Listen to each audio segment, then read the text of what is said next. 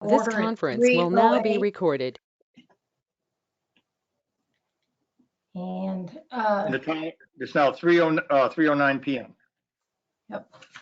And we've got all of our board members appearing remotely. That's Supervisor Feinberg, Supervisor Guy, Supervisor Flaherty, Supervisor Banks, Supervisor Tinkle are all remote. Our district attorney, Tony Pierce, is remote. District manager Chris Shoemaker is here, and we've got Danny Nelson, who is our district engineer remotely. And if I've missed anybody, please let me know. I think Mr. Bloom is remotely. Okay. And with that, I believe we'll go ahead and do, as funny as it may sound, we'll go ahead and do the Pledge of the Allegiance.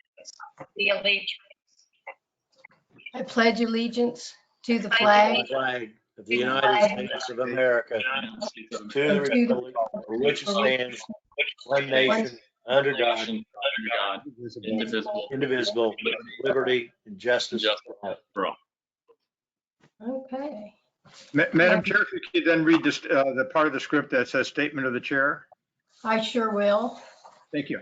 Got, this is from, Tony did prepare this. Pursuant to Executive Order 2069 issued by the Office of Governor Ron DeSantis on March 20th, 2020 concerning the declared COVID-19 public health emergency, local government bodies, including community development districts as special districts for the duration of Order EO 2052 may conduct meetings of their governing boards utilizing communications media technology such as telephonic and video conferencing as provided by section 120.54 subsection 5B2 Florida statutes. Procedure for the public comment will be explained by the district manager shortly. For each item, in order to orderly obtain the input of each board member will be asked if they have any comments or questions. In doing so, input, comments, and discussion in the vote will be taken in the following order: Mrs. Flaherty, Mr. Guy, Mr. Banks, Mr. Tinkle, and the chair. Each board member and member of district staff shall identify themselves each time they speak. Before a vote is taken, each board member will be asked if they have any final comments or questions.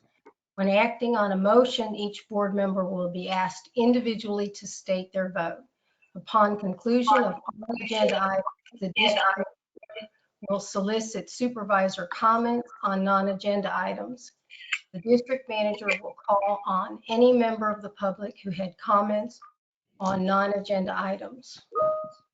And Madam Chair, if we could, if I could just briefly, at this point might be appropriate, the chair's indulgence to request an amendment to the agenda to add consideration of a resolution number 2020-5 that I prepared. I think, Chris, were you able to circulate that to all the board members?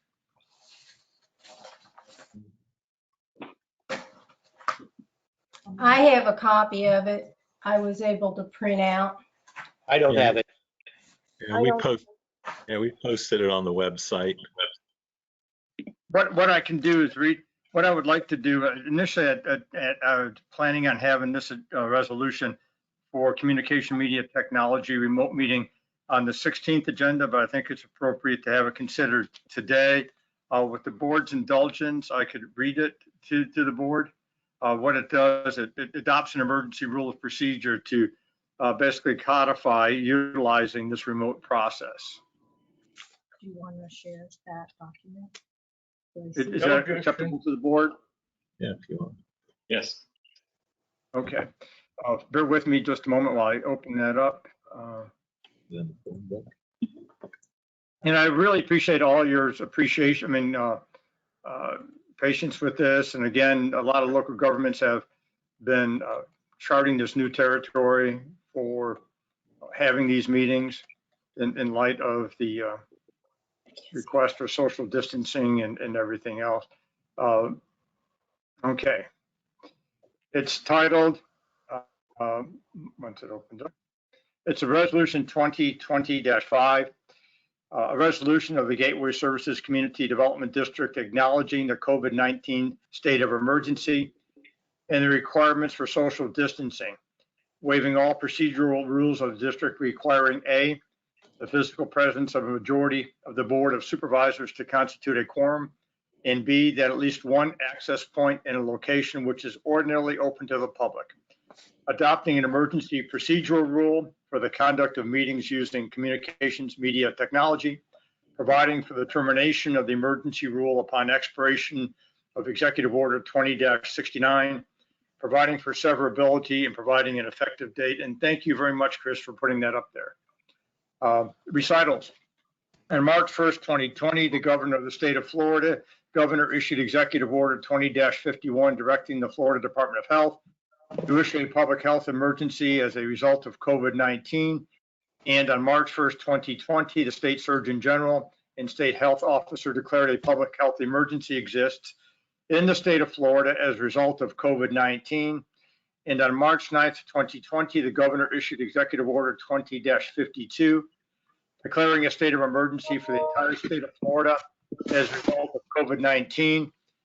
And on March 16th, 2020, the President of the United States of America and the Centers for Disease Control and Prevention issued guidance advising individuals to adopt far-reaching social distancing measures, such as working from home and avoiding gatherings of more than 10 people. And on March 20th, 2020, the governor issued Executive Order 20-69, suspending any Florida statute that requires a quorum to be present in person or requires a local government body to meet at a specific public place, and allowing local government bodies to utilize communications media technology, such as telephonic and video conferencing as provided in Section 120.54, subsection 5B2 Florida statute.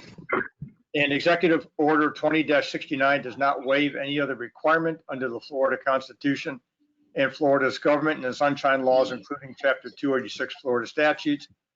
And on March 24th, 2020, the governor issued Executive Order 20-83, directing all persons to avoid social and recreational gatherings of 10 persons or more. And on March 27th, 2020, the governor issued Executive Order 20-86, requiring persons who travel to Florida from areas of the country heavily impacted by COVID-19 to self-quarantine for 14 days or the duration of their trip, whichever is shorter. And on March 27, 2020, the governor issued Executive Order 20-87, suspending vacation rental operations for 14 days. And on April 1st, 2020, the governor issued Executive Order 20-91, limiting personal movement and interactions outside the home to those necessary to provide essential services or conduct essential activities.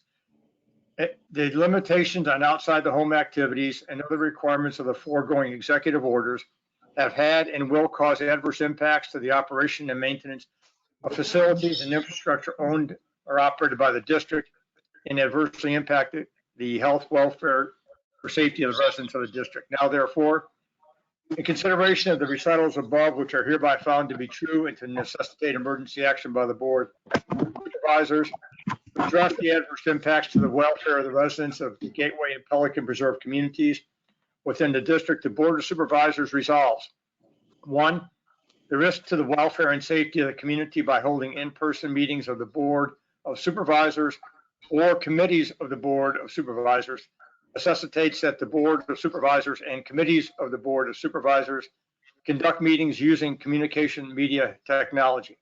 2, the meetings will be conducted by teleconference or video conferencing at a number or site provided by the district manager, together with the access code for the meeting on the agenda for the meeting, along with instructions for the submittal of comments in advance of the meeting. Any provisions of the district's rules or procedures or protocol and meeting procedures which require a quorum to be physically present at any specific location, or that require that the district provide at least one access point in a location which is ordinarily open to the public, are hereby suspended until the expiration of EO 20-52 and the end of all social distancing requirements and prohibitions on public gatherings. 4, members of the public are welcome to attend a teleconference or video conference.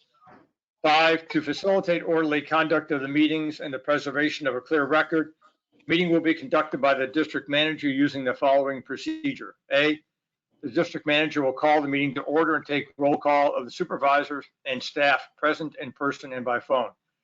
The district manager will ask if members of the public who are present by phone to identify themselves and any agenda item they wish to speak on, or if they have non-agenda items to discuss. C, any person who is not identified to speak at that time will place their phones on mute until there is opportunity to speak. D, once all members of the public have identified themselves, the district manager will read the agenda item and read any public comments that it has received prior to the meeting.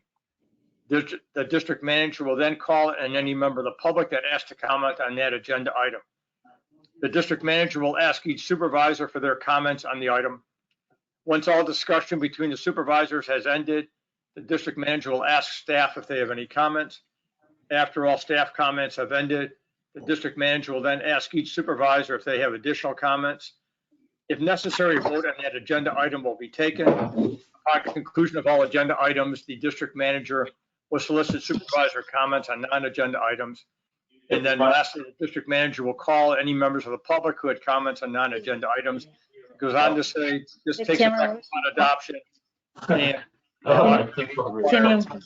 Can you make it? so the request that there be a motion, and again, and a second to approve adoption of resolution 2020-5. No, delegate. Sure. Mhm. I'll make a motion to adopt resolution 2020-5. I'll second it. Screen away, you'll see all the screens and you'll see yourself as just like this. Mhm. So Margaret Steinworth made the motion. Who was the second? Kathy Flaherty. Thank you, Kathy.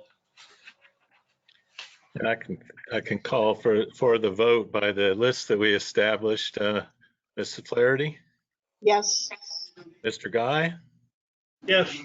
Mr. Banks,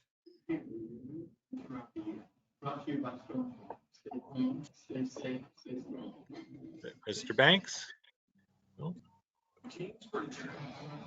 Yes, sorry, yes. okay, Mr. Tinkle, Yes. and Chair. Aye.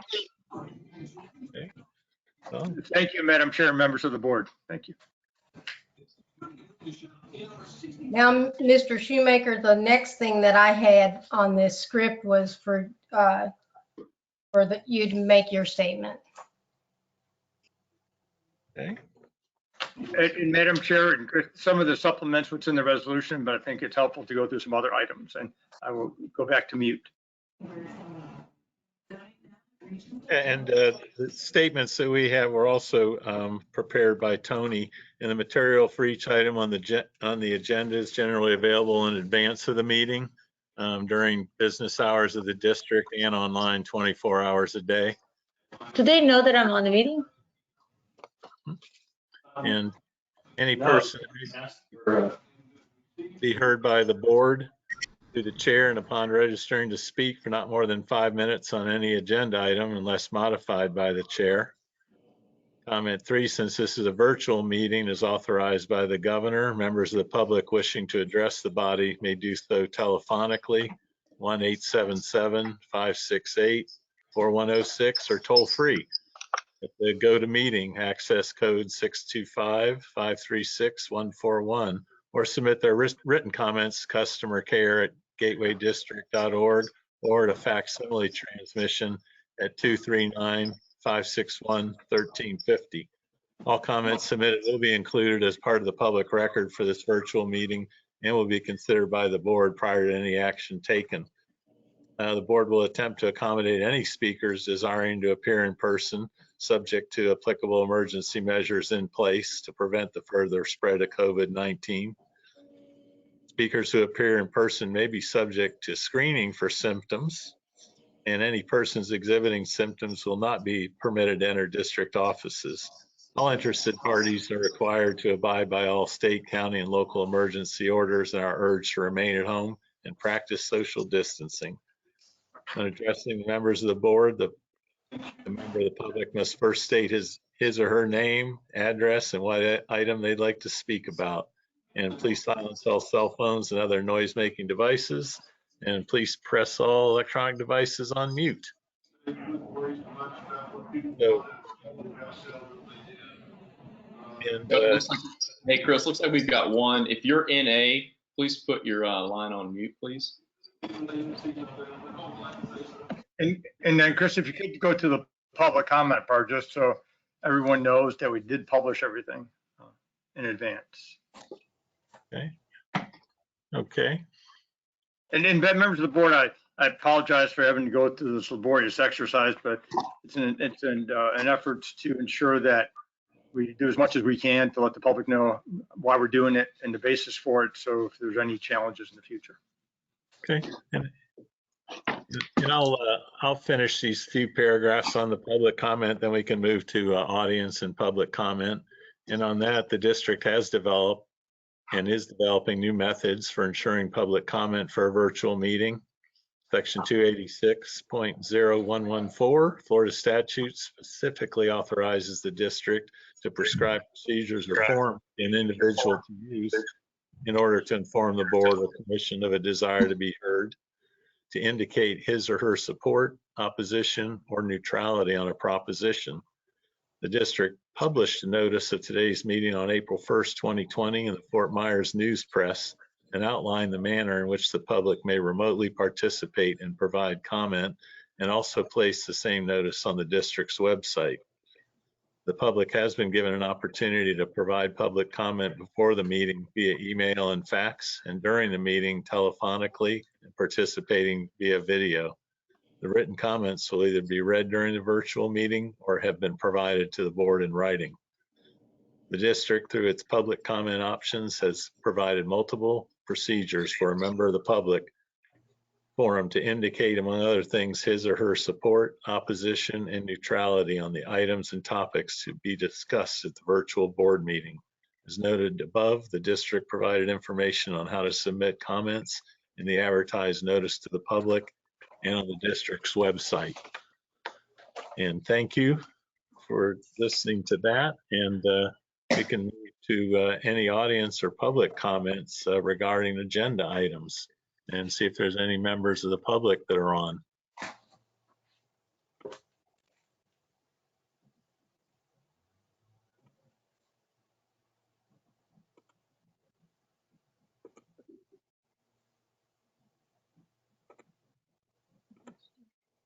Okay. So are there any members of the public that would like to comment that are on agenda items or non-agenda items? Have to either tell them that request or unmute there. And Chris, I believe you indicated previously you've not yet received any public comments by email or fax. No, we have not received any comments to speak or any opinion on the board agenda. Thank you. Okay, well, that would end the audience and public comment. Tony, you'd be next on, the district attorney, on the FPL easement memorandum. Yes, thank you, Chris, and thank you, members of the board. It is a follow-up to the prior requests by WCI Lennar for zoning verification letter to try to get assurances with regards to the FPL easement, if the district were to require it, that the district would not be, I'll call it, saddled with any future obligations to provide the parks or public facilities. In other words, that everything would be achieved acreage-wise. The zoning verification letter, the county said the areas we wanted greater clarity on that would not be addressed and could not be addressed. I put a call to David Loveland. I've not yet had a return call. And I understand that fully. I will try to follow up with him. So I guess the alternatives for the board are to, if the board wishes to acquire title, and by virtue of getting a deed, is to go back to WCI, and my last paragraph references that. If Lee County is not in a position to make the determinations that we have requested, it's recommended that we continue discussions with WCI and perhaps take title to the property with a hold harmless and indemnification by WCI and Lennar. concerning any future or asserted non-compliance with gateway development orders, zoning parkland requirements, and linear park improvement requirements. And I was just thinking of an alternative might be also to enter into a lease, to lease the land from WCI for the purposes of either the linear park and or the application of excess treated effluent. So that's, right now, that's where we're sort of stuck as far, or the board could decide to risk any future action by Lee County saying you've not provided the requisite linear park or zoning parkland requirements under the DRI or PUD. But I think an alternative would be to ask WCI, so listen, we'll take the property, but we need some assurances from you in the form of a hold harmless indemnification, or again, lease it from them until we resolve this issue.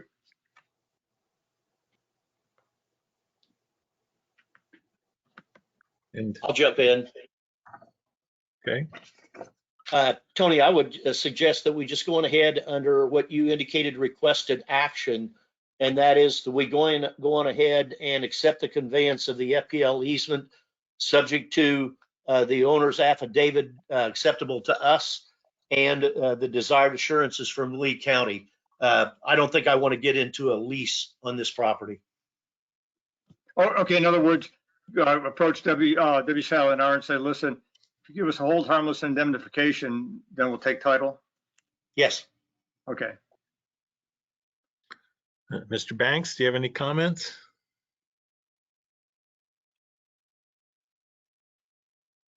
It's muted. I agree with Ed that I'm not in favor of the lease option, but I'm fine with moving forward. Okay, Mr. Guy, do you have any comments? I remain opposed to the whole thing. And what Tony has written and told us today doesn't change my mind a bit. Okay. Ms. Flaherty? I'm going to go along with the recommendation of the attorney to go with delivering from WCI and holding us harmless. Okay. And Chair?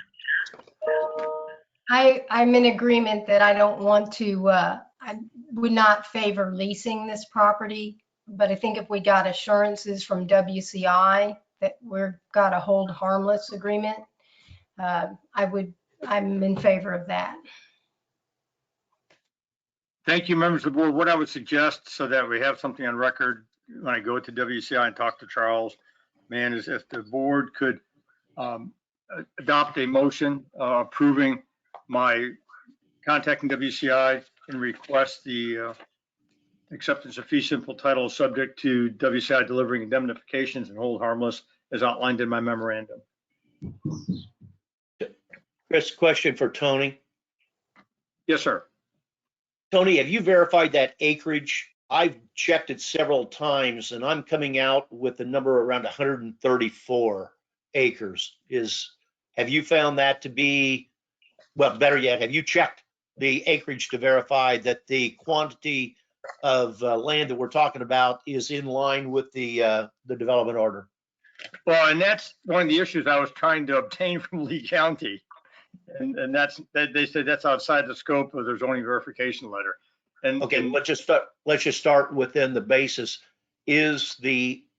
Are you feel safe with the acreage calculated in this conveyance exchange? Yeah, I believe, I'll have to go back, bear with me, Ed, and look at the acreage because there were a couple different numbers flying around at the time from WCI. That's the same thing I remember. Yeah, and I can't recall the exact acreage that was listed in the, but 135 was in the DRI or DO. That's about what I came up with my calculation. And I just wanted to make sure, because that's the only item that I really had any concern about is do we know exactly what we're getting? I can real quickly look while we talk about other agenda items. I can retrieve my file since I'm in the office and look at the title work and the acreage, and I'll report back towards the later part of the meeting, if that's okay. That's fine. Okay. Tony, do you have your direction that you need? I have a consensus. If it's possible, I'd like to have a board motion and vote to authorize me to proceed in that fashion. So I can go to I'll WCI. make that motion to proceed, authorize Tony to proceed. I'll second.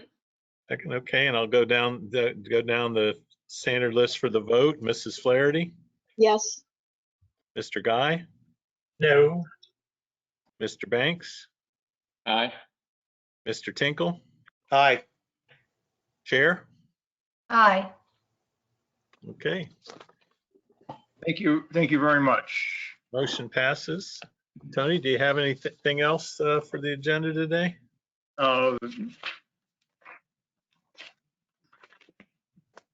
We adopted the resolution. We had the FPL. Just update on the issue with regards to the Attorney General's opinion. I received a letter from the Attorney General. I need to provide some additional information, and I'll be providing that by the end of April because of all the other activities going on with COVID-19. They have a new certification form that they require to be submitted, and I'm also need to attach, for example, the minutes of February 6th where the board approved it, and also gathering up additional minutes in the past where this discussion item took place. So there's a greater context for the Attorney General's office as to what the issue is. So I'll be working on that and have that working on that towards the end of April. Tony, are you referring to the AG, the request for an AG opinion on the Stony Brook issue? Yes, sir. Okay. So it's still it's a work in progress. I call it a WIP, a work in progress. Chris, are you going to ask for more comments from board members for Tony? On the Attorney General's opinion, sure, I'd be glad to. No, not on that issue, on any issue. Yeah, we could do that now or during supervisor's time. The only question I've got, Tony, at the last meeting, because it's going to come up later on, we're going to have an issue relative to the Inframark contract. I'm still very concerned with this mess we have with Zenner. It's a shame we didn't have that meeting a couple of weeks ago to where they were going to come and try to explain to us what's going on with their system. But as I'm hearing, this situation, like the COVID, is only getting worse. I am really concerned about entering into an agreement with a firm whom we may end up having legal actions with. And Tony, you were going to check on that to verify just where we stand on that. I know that there were some subcontracts involved on this, and that the firm was maybe not the prime subcontract, but a secondary subcontract. I'm just trying to figure out what limitations do we have by entering into this agreement, which I have nothing with Inframark relative to the administration and maintenance of our community, but the construction that was done on that project is abominable. We're now paying the price, and it looks like it's just going to get worse. We may have to take some legal action. I want to make sure that we're not getting ourselves in a corner by retaining the parent company. Well, the scope of services is limited under this, it's for administration only, and I don't believe it has any impact at all with regards to that other activity. And the problem with that other activity is, you know, whether or not there's even a possibility for a claim. We've talked about that before, and unfortunately, I've had difficulty opening up some zip files and also got sidetracked by COVID-19 issues. What I would suggest, if we could, maybe just extend this until, I would say it expires April 1st, extend this until April 30th temporarily, and I'll report back in the next board meeting. I apologize. Yeah, I just want to make sure that we're not getting into a position where we're retaining the parent company, and then we've got some type of a legal action that would be necessitated against the a sub corporation or division of that company. Yeah, I understand. And again, I apologize for not having finalized that for this meeting. Again, if we could just extend this agreement until April 30th, so that I can have a chance to report back to the board on the 16th. That would satisfy me. Okay, we'll bring that up for the extension when the agenda item comes up. Thanks, Tony. Yes, sir. And we do have the Zenner was going to send a team out to start replacing the pallet of replacement parts we have on hand and do some forensic investigation to try to find the cause of these failures. And we actually called that team off this week because of the COVID situation and them flying in and flying out and staying in a hotel and issues with restaurants, et cetera. But as soon as this situation settles down, that team will be coming out, and Rich Sanders will also be coming back to address the board about it. Chris, you opened up a issue that I was going to bring up later, but now since you've opened it up, I'll ask it. Tony, what ability or rights do we have to consult with other engineers, other agencies, other cities, towns, CDDs, counties, whatever, that are using this Zenner product that we have to investigate what's going on? I'm getting a real strange, funny feeling here as why is it just us? Do we have a cloud hanging over us? I don't see any constraints on doing that. I think fully within the board and district are fully within its rights to make inquiries of other organizations as to what their track record history is with these devices. I'd like to ask Chris, because of his contacts with some of these entities that we're dealing with, to contact them and see if they have other engineers or other communities that have installed these, and maybe even going to DEP themselves and finding out the track record of this company with this product that we've got that seems to be falling apart right in front of us. Are they experiencing this in other communities? This is just unbelievable that we thought that it was just the MIUs. Now it's turning into another issue, which is even more serious. I think we need to do some investigatory work before Zenner gets here and be able to ask him some real serious questions of what's going on. Well, I wonder, Tony, do you think, is there any reason why we couldn't go to Zenner and ask for a list of customers for installations over the last 24 months? We can ask them, but again, I think in the meantime, I don't know how quickly they would respond. I think in the meantime, it would be appropriate, to the extent that we're aware of other communities that we have knowledge of that have these meters, to make inquiries of them, because in talking to those other agencies, departments, et cetera, you may find out information about other projects. In other words, I go to project A, they may say, yeah, I talked to John over in project B, which and they had issues or did not have issues. And then you go to John says, I talked to Susie over in project C. So you may find out more people. It might be a larger universe, or it may not be. Yeah, I think we should do both in parallel. I think both approaches would be appropriate. Yeah. We'll make from the staff level an inquiry to the two municipalities we know in Florida that are implementing the Zenner system. Chris, I can tell you that federal funding of these projects through either rural development and or through EPA, the SRF program, those might be two good points of contact to start with of communities that have put in meters via funding from those. I can guarantee you when it comes down to failures where federal funds are involved, they take it really serious. So that might be a place to find out just exactly where there are other communities that are having similar problems, if any. If there are none, then it begs the question, why us? And again, I guess one thing we talked about, having some of the units that we currently have, recognizing that they would quote unquote void any warranty, having them tested randomly to see if there are any issues. I mean, I'm not a forensic engineer, but I think there might be a recommended process to be utilized. Well, the one thing I've always found is when you're dealing with something like this and you have a competitive product, the best people to go to are your competitors. So we go to the other meter company and ask them what the jungle drums are saying. Nothing wrong with that either, in my opinion. Other than we're going to get an "I told you so," I think I can live past that, and we'll go from there. Okay.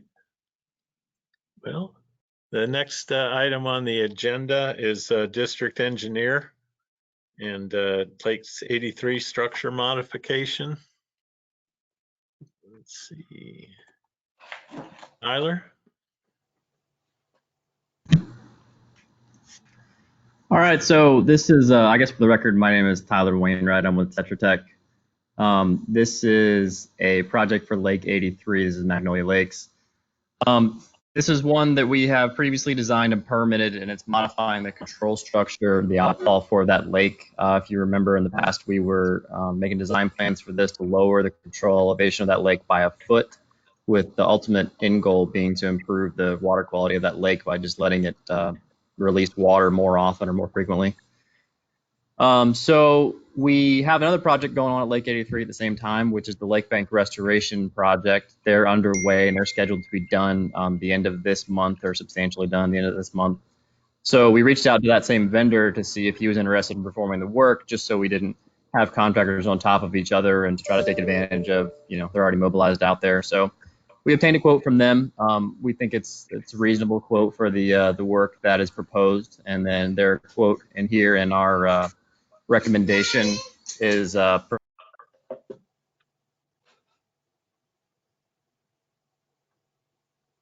I put you on mute for a second because my kid came out here. Put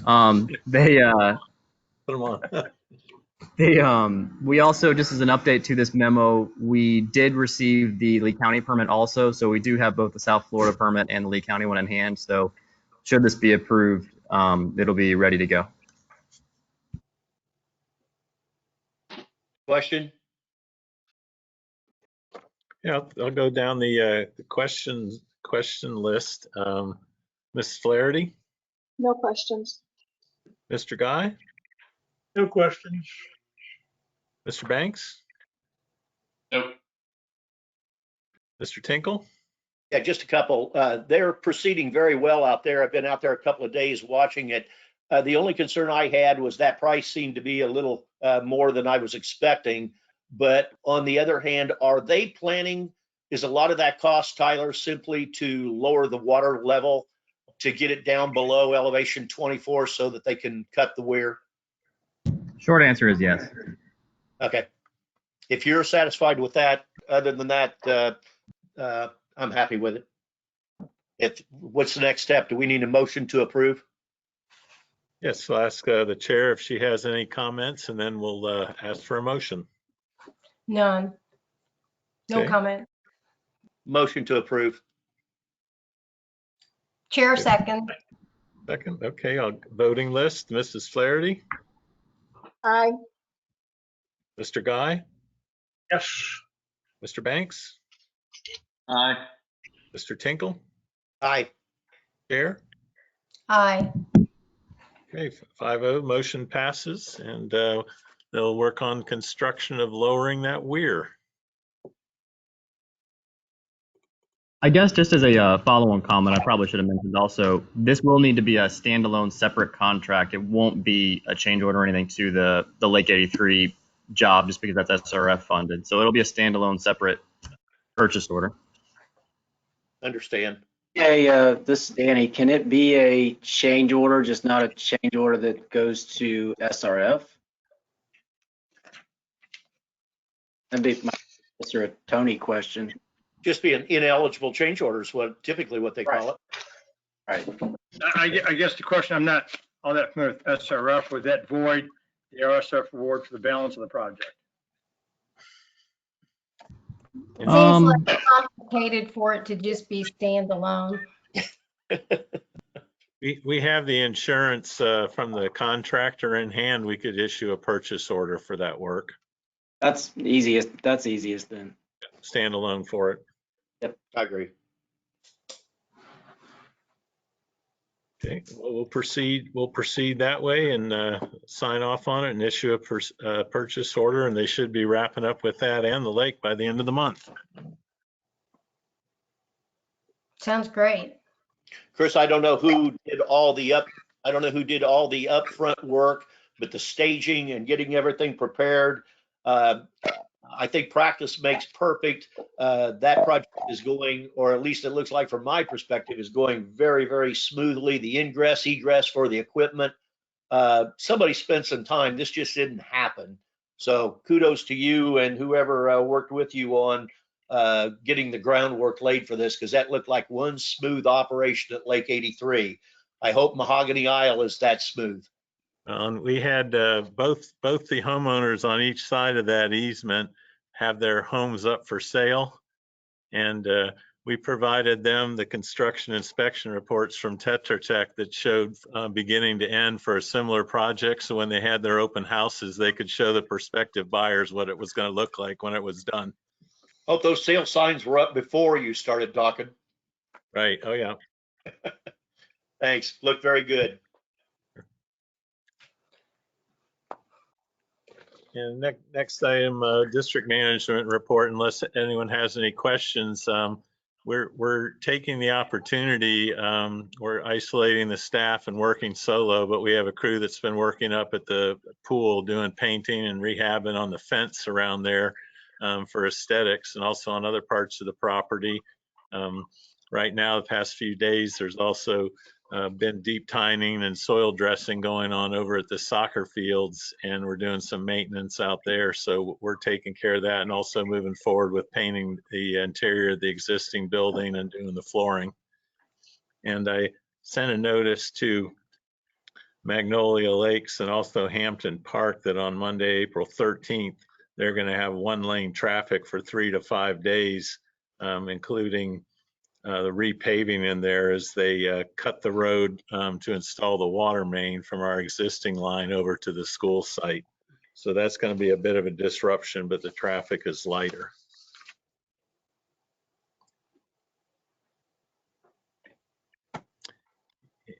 And we've also been doing some conveyance cleaning. We continue to do that. Pipes and head walls, out of the $100,000 that we did carry forward from this year, we're about $77,000 into it. So it's just about complete. We also have a crew working right now in Callaway Greens, and they'll be working in 2 other areas on storm drain pipes and also some sewer lines that have been compromised. And the firm goes in and does a videotape, and then they do repair work in place. And that's coming along real well. But the more we look at those pipes and the more we clean them, we find more defects in them, whether it's age or poor construction. And Mr. Tinkle was out there a few times and asked me where this pile of bricks came from. And I said, inside the pipe.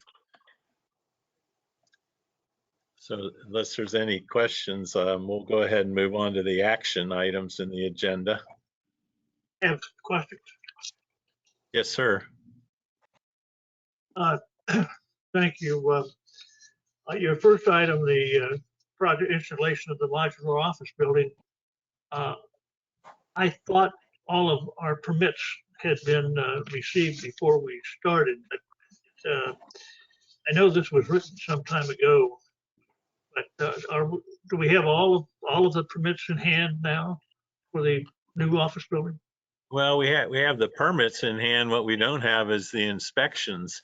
And we got comments back, just a couple from the building department itself and half a dozen from the fire department on what type of fire extinguishers do you have. And it was the same plans that were approved through the development order for the project, but we've resubmitted that in a fee to them, and it's been quiet so far. We have not gotten a final inspection on the water and sewer. We have on the electric. Does that mean we do not have a CO? We do not have a CO. On page 2, project 3, work on the conveyance on the west side of I-75 indicates it's underway, but I've been unable to find the name of the firm that's doing the work? Oh, Matt Tower Environmental is doing that. They're also working on some of our lakes, and they're about finished on the west side of I-75. Oh, yeah, and that's 100% complete right now, and I'd be happy to send you some pictures. It looks very much like the Stony Brook Canal and the Hidden Links Canal now, in that. Well, you sent me pictures. It looks great. I just didn't know who had done the work.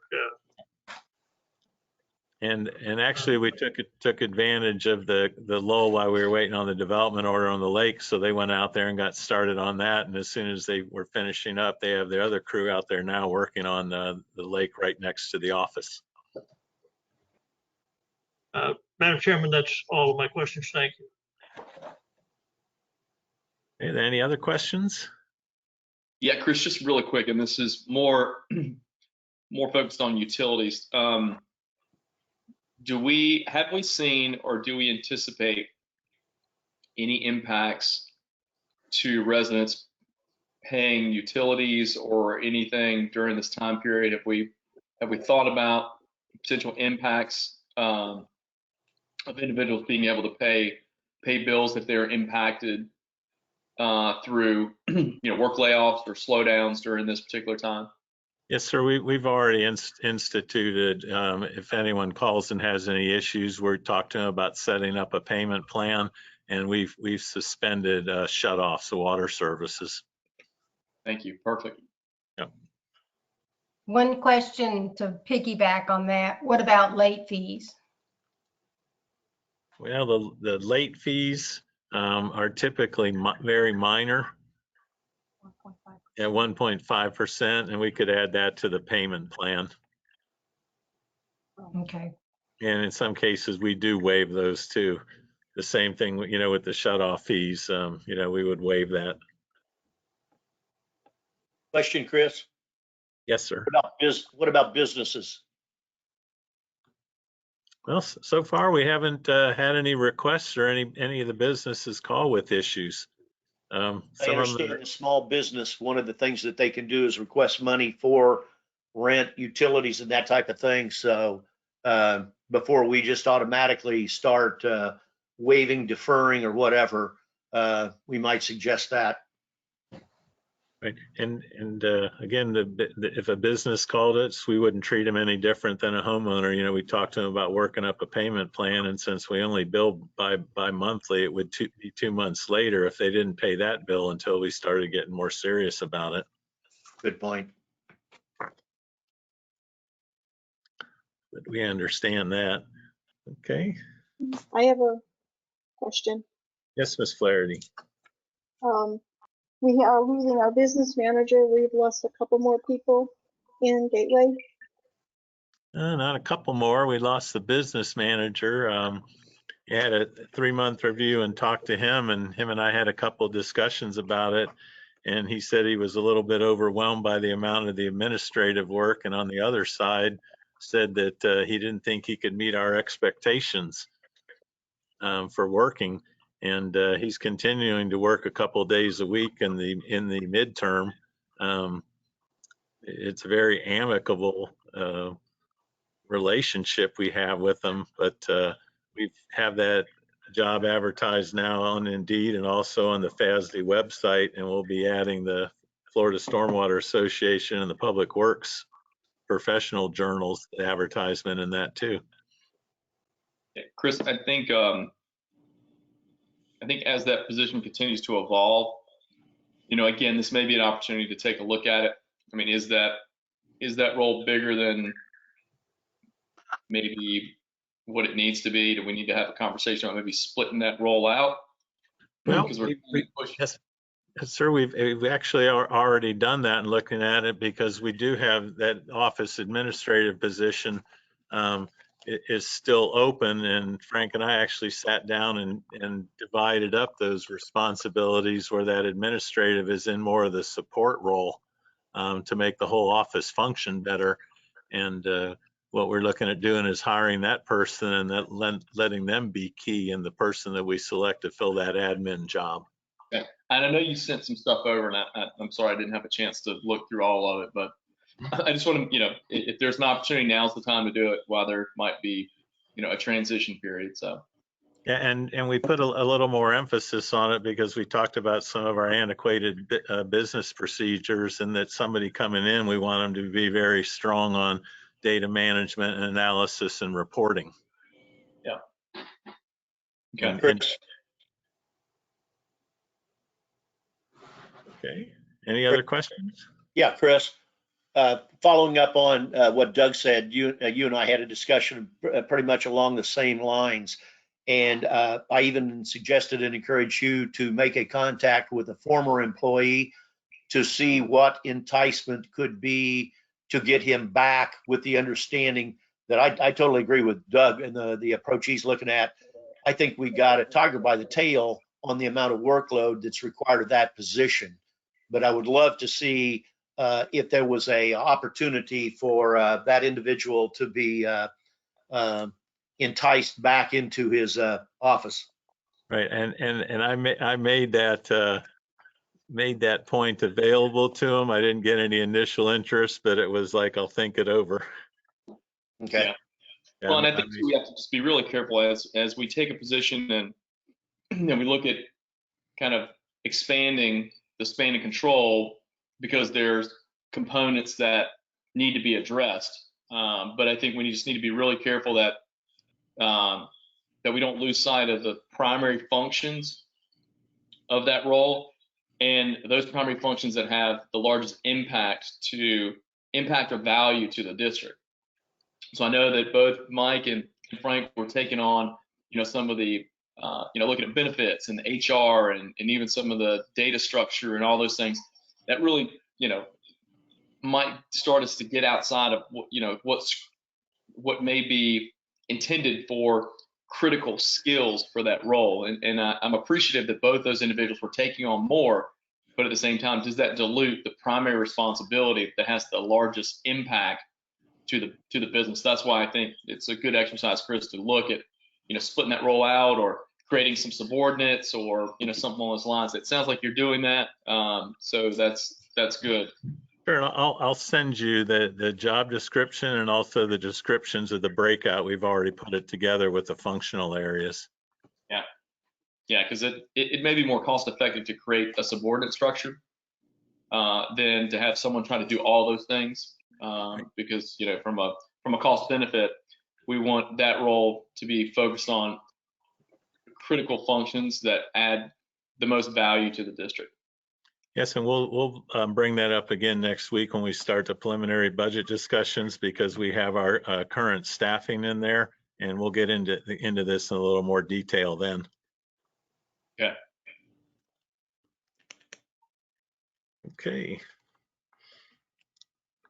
Next is action item A, and that's storm drain cleaning and inspection. And this is the project I was referring to with Enviro Waste Services Group, cleaning and cameraing and inspecting the storm drain pipes at Summergate, and also working in Callaway Greens. And top-notch firm. They are under contract to several of the larger counties, including Dade and Broward in Florida. They work all over the state, and very professional, and they're planning on doing work on the storm drain system and also on some sewer lines. And the amount of the work is $15,000 to clean and inspect in Summergate, and then $14,667 in Callaway Greens Drive, and that's what we're requesting approval for. Motion to approve. Okay, and I'll go down the list with the vote. Mrs. Flaherty? Or any questions? Yeah. No questions. Questions? Okay. I do. Okay. Go ahead. Go ahead, Madam Chair. I had a question because in the backup on this, I see the 14,000 and the 15,000 respectfully, but there's also 6310. So is that included in the 14 and 15, or is that in addition making this 35 grand?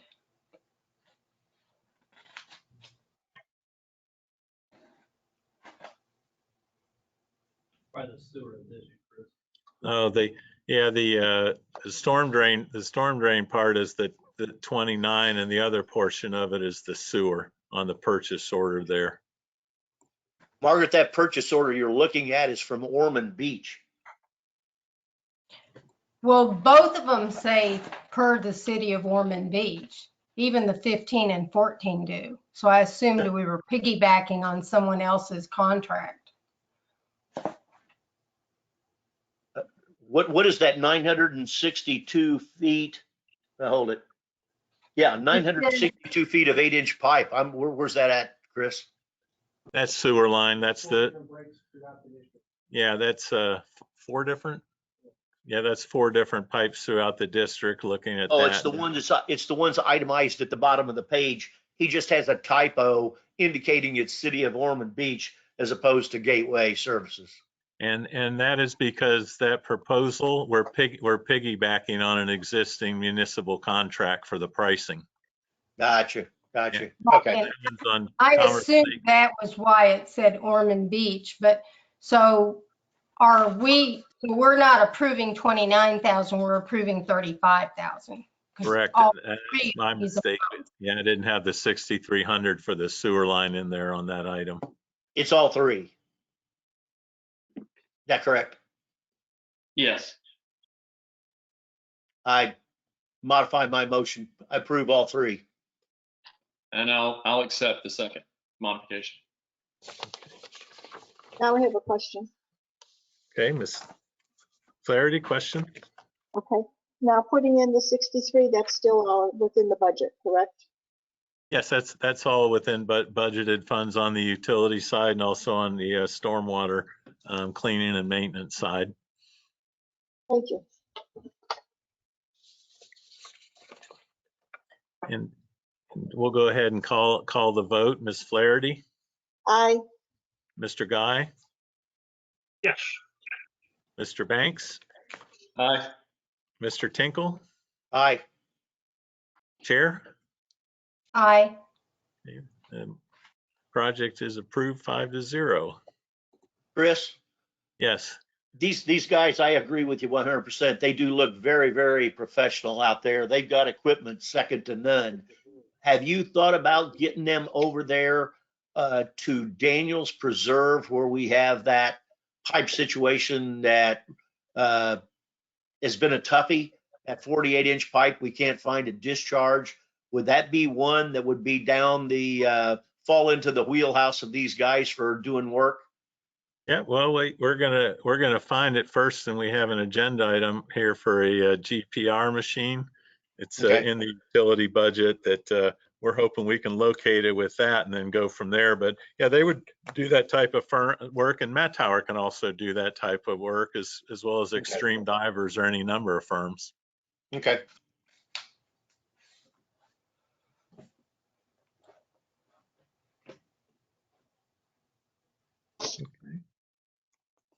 And the next item is action item B, general consulting utility rates. And we brought this item up several weeks ago, and it was in relation to the estimated $1.75 million of construction costs that will result from utility relocation at Commerce Lakes and also at Griffin Drive.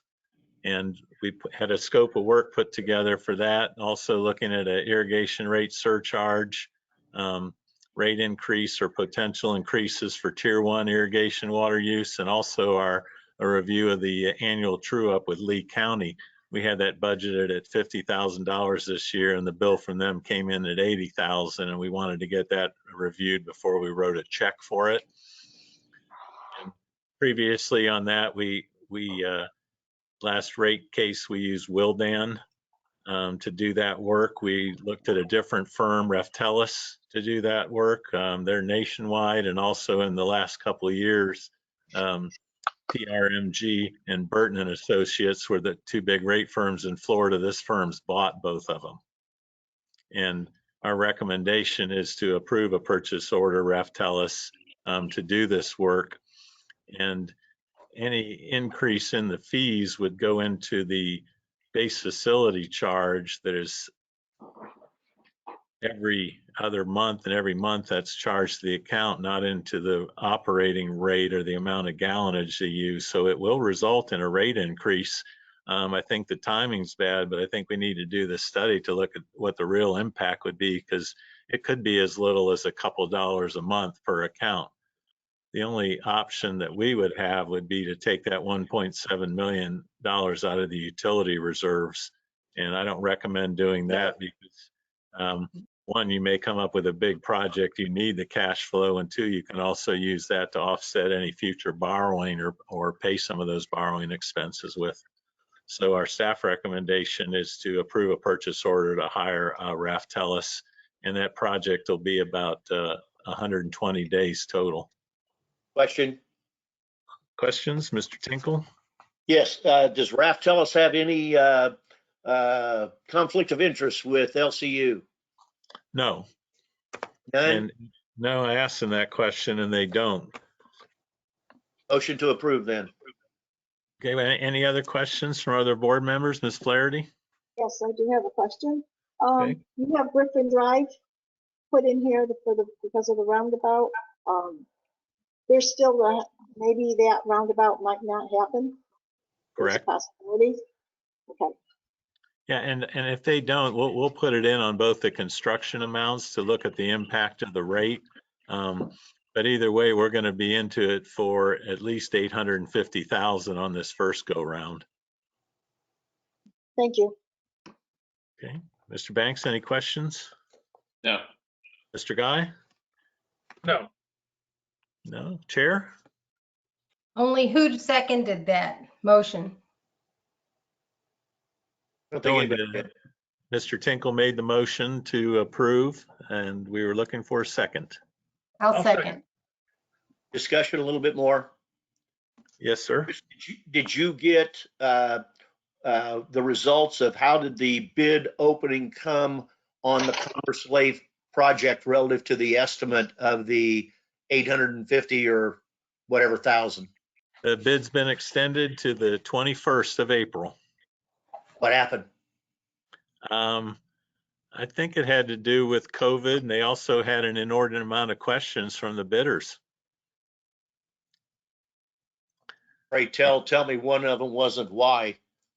Well, I'm not sure about that, but I did have a meeting to get a temporary construction easement from the owner of the Saucy Meatball this morning, and he's not too happy with some of the work, and said if he had to do it all over again, he would have had a different opinion for Mr. Pendergrass.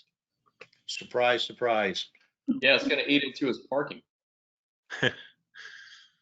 in the front of the garage. Oh yeah, and the side. We still have to do this financial examination though, so. Yeah. And I'll go into the rate. Okay. So we have a motion and a second. We'll go with the bid. Ms. Flaherty, Yes. Mr. Guy, Yes. Mr. Banks, Aye. Mr. Tinkle, Aye. Chair. Aye.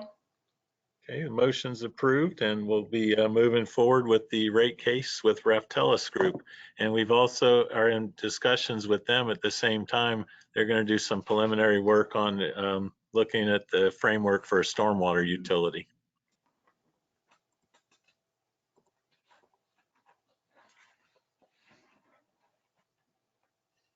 And the next item we have is Infomart contract renewal. And that was set to expire on April 1st. And the comment made was, could we ask just do a 30-day extension while Tony gets some legal questions resolved? And that'll be the staff recommendation then, is just to extend the contract for 30 days and bring it back to the following board meeting. Chris, I would recommend under the current conditions that if we're going to extend, that we extend it a little bit longer, 60 days, maybe even 90. Okay. I agree. Good idea. I think that's a good idea. Okay. Me too. I would Okay. probably go 90 days just to give us a little bit of a cushion. Okay. I agree. Okay. If we could then get a motion in a second, we'll do the vote. Can I ask a question? Okay, Ms. Flaherty? Are we gonna put it out to bid before the 90 days? Well, we could put it out, and that's professional services, so that's not really a straight bid. You're really looking at a request for qualifications and then reviewing the firms, interviewing them, and that's more a 4 to 6 month process. Okay. If Kathleen would go along, I would like to consider that same idea. Could Tony find out that we have an issue that would necessitate maybe looking at other alternatives? Yeah, the board always retains that option.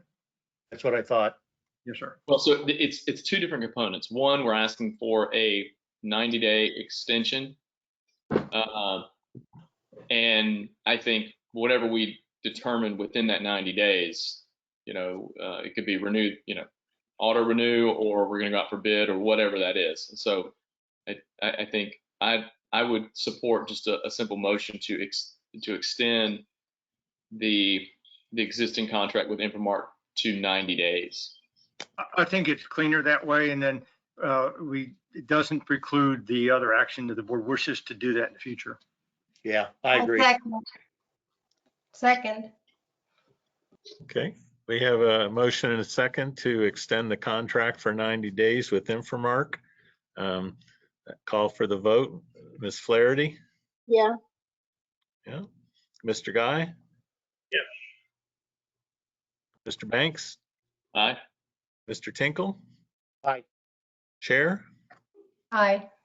Okay, we have a 5-0 to extend the contract for 90 days, and I'll work with Infomark to do that amendment to the contract. Now may I ask a question? Sure. Okay. Can Tony look into that, or do we have to wait for another meeting to look into? I'm sorry, would you say that again? I didn't understand that. Yeah. What Mr. Tinkle and I said about looking into another company. Do we do that this meeting, or do we do that in the future? Well, in the future, the board could authorize it, and it would take us about 30 days to put it together and get it advertised for requests for qualifications. Then firms have 30 days to respond. So one alternative would be, if the board wishes to, we can bring back in 30 days a form of request for proposals, and then the board can decide at that time. Or we can wait further on, that way trying to cut the time out, and the board can say yay or nay. Yeah, well, what I'd like to have is, I'd really like staff to come out with a recommendation, because I'd like to have a reason for us looking at putting this out in a bid, whether it's a potential for cost reduction, enhancement of services, or something. I'm not opposed to sending things out for bid, but I know that we've scaled this back, and there's some historical knowledge and some benefit. But I don't want to go through the motions if we don't have at least some logical justification for doing so. I would agree with Doug. Unless and until we have an issue or a reason, I don't see a reason to do anything at this point in time. That may come up, but we don't know that right now. Yeah, so And I agree with that. Yeah, I would just look for a staff recommendation, or at least some justification. and We also got to think of another issue too, people, with the fact that we just, well, I guess you call Frank is in suspension. We don't have a person. The last thing we need to do is to really throw the dice and shake up our entire administrative financial wing. I don't think that's a good idea unless we really have to.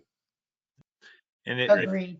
And from a staff perspective, if you look closely at the scope of services they provide and the amount of work, it's a terrific cost benefit that we get from them. And they really do provide excellent service and excellent professional services and a lot of help to our staff that you don't see on a day-to-day basis. I know from our end, we have no issues and working with Infomark, and they're always very helpful.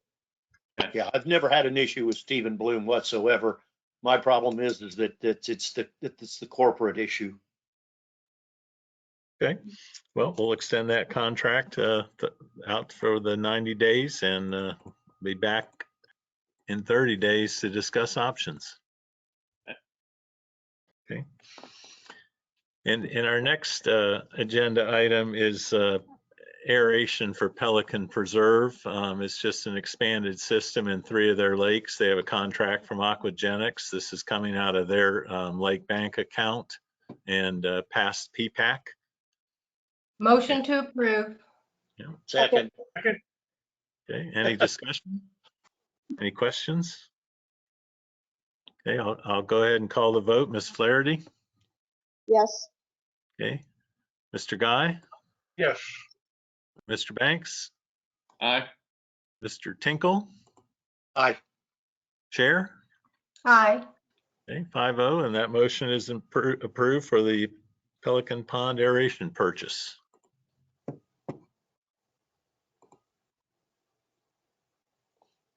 And the next item is item E, and that's utilities, and that is approving a utilities expenditure for a ground penetrating radar unit. We originally budgeted $10,000 last year for one of those units that was kind of a base model. And after we got into our capability that we needed and a few other items like being able to locate underground power lines and tracing them, we ended up with a total price of $24,320 for this equipment. And what Kenny did on the utility side is we had 10,000 in the budget, and we had also budgeted for a concrete trailer and a trailer mounted fuel tank that we won't be using all the money for, and we won't be purchasing that fuel tank. So we were going to move that money in, and so it would all be under existing budgeted items. And this unit not only allows you to identify underground piping, wires, any type of objects in there, but also has a GPS unit on it. So when you're out there locating things in the field, you can take snapshot locations and we can port that data right over to our GIS mapping system. And when you're coming into working in an area, even though you may call for locates, there may be ancient or unknown items going into that work area that you can find with this. And one of the first projects we were going to look at was going over to the soccer field and pinpointing the location of those irrigation lines, because no one knows exactly where they are. But it's a great piece of equipment, and we think it'll help productivity all the way around, from utility side to street light side to storm drain side. So Questions? ask if there's any questions. Question? Yes. Go ahead, Bill. Thank you. On your recommendation at the bottom of the page, it's approving expenditure of $24,320. On the next page, the sales quote is $23,255. A difference of $1,100. Can you help me understand that? Yeah, that $1,100 is we're going to be responsible for the direct cost of the 2-day training program, which is set up with that purchase, but you have to pay the flight, the hotel, and the meals for their trainer to come down for 2 days. And everyone that attends that training also gets a certificate. Thank you. Question? Yes. Yeah, that's where I was headed, is that my experience has been with these, there is a certification required to operate these. So you just covered that. Have the guys worked with this very equipment on a couple of the various applications that we might use to where they're satisfied it will do what they want it to do? Yeah, the design of this unit, and we did a lot of research into it, really came from the ground up from the field people. And, one of our staffers, Jared, used to work for one of the locate companies and is very familiar with the different equipment. And we investigated a lot of units, a lot of capability, and this unit was also a demo they used at a trade show, but hadn't been out in the field yet and had the full warranty. So we also got about a $2,400 discount on that pricing. What kind of buried depth are they telling us that this thing is effective to? 10 feet. Based on what soil condition? Well, that's good. Yeah, a lot of it is moisture, not the soil type. That's right, water, yeah. Yeah. But generally 10 feet? Yes. And Kenny and the gang are very familiar with its application and what it's going to do. Oh yeah, very familiar with it, and it's the same thing with billing on the electric side to be able to trace street light power lines and find out where those breaks are is a tremendous benefit. Finding power boxes and locations, and how things are routed around here, they're difficult to find. I'd hate to find that we are as found are going to go back to as built. So motion to approve. So, hey, Yes, sir, Mr. Banks. yeah, just hypothetically, would this unit, let's just say if there was a irrigation solenoid box that was, I don't know, maybe buried and a homeowner couldn't find it anywhere on his property, right? Hypothetically, could this unit locate something like that? Oh yeah, sure. That's exactly what it's made for. Is subsurface, and you're looking at power lines, metal. It sends out a waveform, and there's a little bit of an art to it besides the science to be able to read it. But it basically has a computer monitor on top of it showing the waveforms and locations. Okay, awesome. Okay, any other questions? And we have a motion and a second. I'll call the vote. Ms. Flaherty? Aye. Mr. Guy? Yes. Okay, Mr. Banks? Aye. Mr. Tinkle? Aye. Chair? Aye. Okay, we have a 5-0 vote to move forward with the expenditure for the ground penetrating radar unit. And it's going to be cost effective and I think save us a lot of money, because when we call in a firm to do that type of work, it's typically $1,400 a day. Yeah. We need to be figuring out, Chris, it's a little premature, but it's certainly something to think about with some of these what do you call it, fiber optic deals coming, that we would charge a price to find some of these deals. This could be a moneymaker for us. Well, and it can help us find out where, how close they are to our lines, or help us locate our lines a lot more accurately also when things get really tight. I agree. Okay, and the next agenda item we have is the Pelican Preserve Letter of Authorization. And Tony, would you like to comment on this? Once I unmute, there I go. I think Chris did a very good job in his cover memorandum outlining what's required. Basically, this is occasioned by some activities in a conservation easement of a relatively minor nature, as Chris mentioned, in Pelican Preserve. And there's monitoring, mitigation, replanting of vegetation, and WCI-LNR also has to impose a conservation easement on additional acreage. And some of the activity is taking place on property owned by the district, for which the district is the permittee. And so this, in order to ensure that the district doesn't have any exposure, this gateway, the letter of authorization requires WCI and LNR, and they've signed it, to engage in this work and to hold the district harmless. So it's an appropriate form, and it will wrap up this particular permit modification and permit issue. Okay, any questions? I'll make a motion to approve. I'll second it. We have a motion and a second. We'll ask for the vote. Mrs. Flaherty? Aye. Mr. Guy? Yes. Okay. Mr. Banks? Aye. Mr. Tinkle? Aye. Chair? Aye. Okay, so that 5-0 to approve the letter of authorization for the Pelican Preserve restoration and monitoring plan. Yeah, and one thing I do appreciate the fact that South Florida actually required this approval as part of the issuance of the permit. So I think we're back on board with them, and I think, you know, Chris and his staff are good work with the South Florida Water Management District. And that was after a request by the engineers for Lennar that they not provide the letter of authorization from the district, which was turned down. Okay, we'll go to the next item, which is item G, the employee satisfaction survey. That was brought to the board previously, and there were some minor comments to it.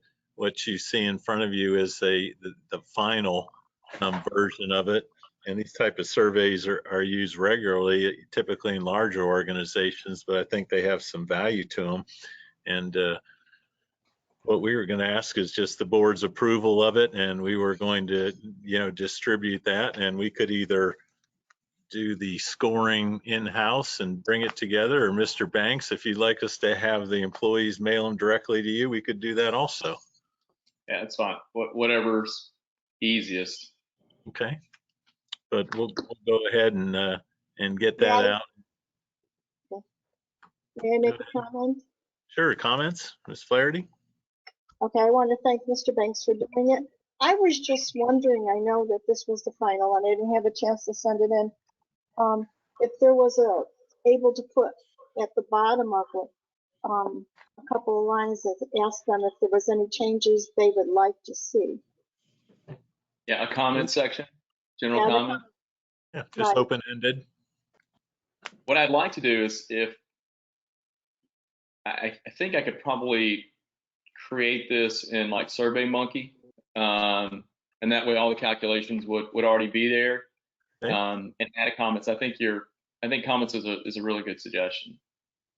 Okay, well, we can move forward like that. If you'd like to put it on SurveyMonkey, and then we'll make that link available to all the employees and ask them to do it, you know, in a 2-3 week period and get it finished up, and then the results would come straight back to you. Okay. Question. Yes, sir, Mr. Gray. Did we make a decision on whether we're going to ask the employee to sign this document or make it anonymous? Well, I think we are just going to make it an anonymous. Yes.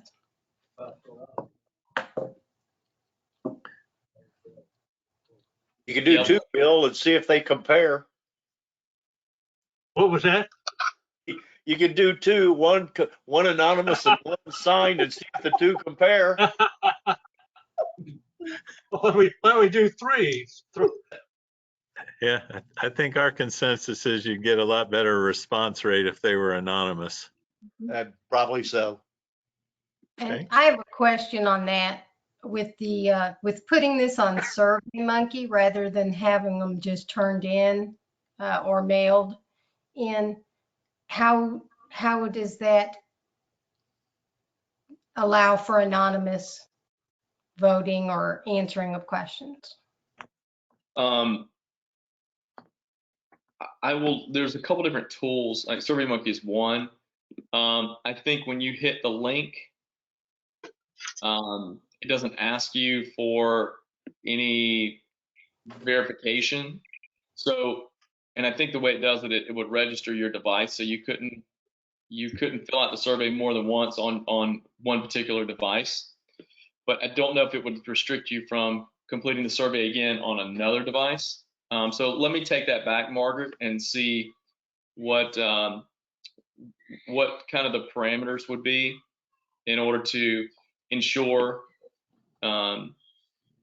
anonymity, and if it would require something, which I don't think it does. I think you sends the link, you click the link, you complete the survey, and it's done. And the only tracking that it has would be back to your, maybe it's an IP or something, but no one's gonna. It's exactly what we read into on another one we did over here, that very issue. And you've got to have a way to avoid people going to a different site or a different server or an IP and stuff in the ballot box. Yeah, which I can't imagine. I mean, Unless, I just don't know if people would even go to an effort to fill this out twice. They got to be Unless- bored to do that. Yeah, unless they were really trying to push the envelope on something. And if that's the case, okay, then I agree. Okay. Well, we'll plan on doing that. We'll add that, and then we'll send the format over to you, Mr. Banks, and it's on the agenda. So if I could get a motion and second for board approval. okay. I'll make a motion to approve with the addition of a comment section. I'll second. Okay, and we'll do any other comments, questions? Okay, for the vote, Ms. Flaherty, Aye. Mr. Guy, Yes. Mr. Banks, Aye. Mr. Tinkle, Aye. the chair. Aye. Okay, 5-0, and we'll move forward with that employee satisfaction survey. And when things slow down with the COVID and we relax the social distancing, we'll have another staff cookout, and we'll invite all the board members, because sometime when you go to an informal event like that, you can get a lot of comments during discussion. Yeah, it would be nice to do it over at the soccer field. Maybe we can play a little bocce ball. Yeah. Depends on whether alcohol's involved. Yeah, and as long as y'all don't mingle amongst each other or daisy chain, as the case may be, inadvertently. You're not invited, Tony. I figured that. I'll be wearing the apron serving the hot dogs and burgers. You may not recognize me. And the next item we have, item H, is the budget schedule for this next fiscal year.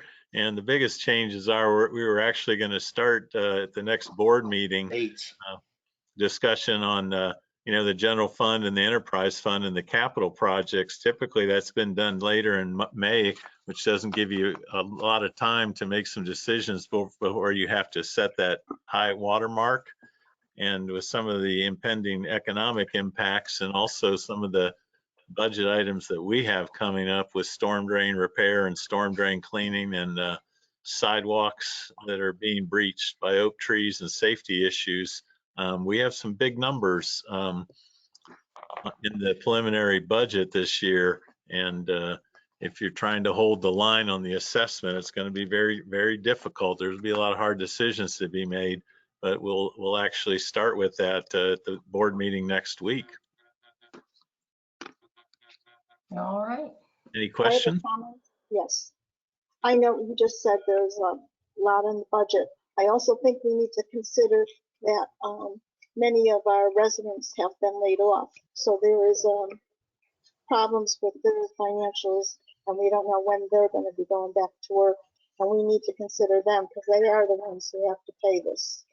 So when you're doing the budget, I think we need to consider those things too. Thank you. Any other questions or comments? Yes. Well, I always like to start early on budget. Okay. Yeah. I might as well tell you, from what I've seen on this assessment methodology, I am not in favor of it. And I certainly am not in favor of it being assessed in the future budget. And I think the sooner we get that out of the way, the better off we'll be. Thank you very much. Yes, sir, Mr. Guy. That assessment methodology will be on the meeting of the 16th, so 7 days. Okay, can I? Discussion. Are there any other comments related to the budget work schedule? Can I make a comment on the assessment? Or I could do that during supervisor's comments. Your choice. I'll make it during supervisor's comments. That's okay. Okay. Well, we have the preliminary budget schedule. If I could get a motion and a second for approval. I'll make the motion. I'll make the motion. Okay. I'll second, Ken. Okay, we have a motion and a second. We'll call the vote for approval of the budget schedule for FY 2021. Ms. Flaherty, Aye. Mr. Guy, Yes. Mr. Banks, Aye. Mr. Tinkle, Aye. Chair. Aye.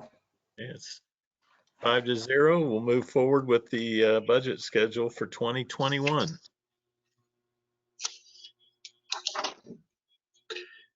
Could we have a 5-minute break, Madam Chair? I have no problem with that. Okay. We'll take a 5-minute break. Thank you. Hey, Tony. Yeah, Doug, I'm sorry. I'm trying to go to, I want to go to LIPA and look at an address. So I'm on LIPA's site. Where do I go into? Are you there with your cell phone? You may want to, this may be part of the recording, maybe be careful. Are you on your cell, you have your cell phone there? Yeah, Hey, you- Leslie. Yeah, you just want to call me real quick? Yes. Okay.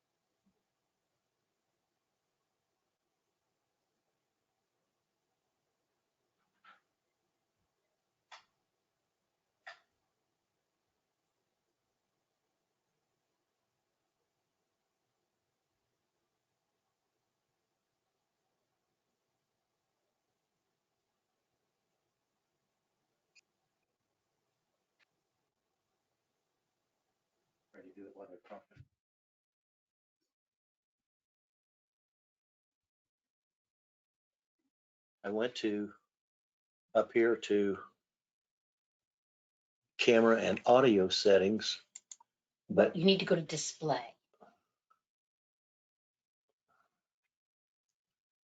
Go, I don't see anything that says display. wait a minute, you've got, over here, you've got 33%, go brighter.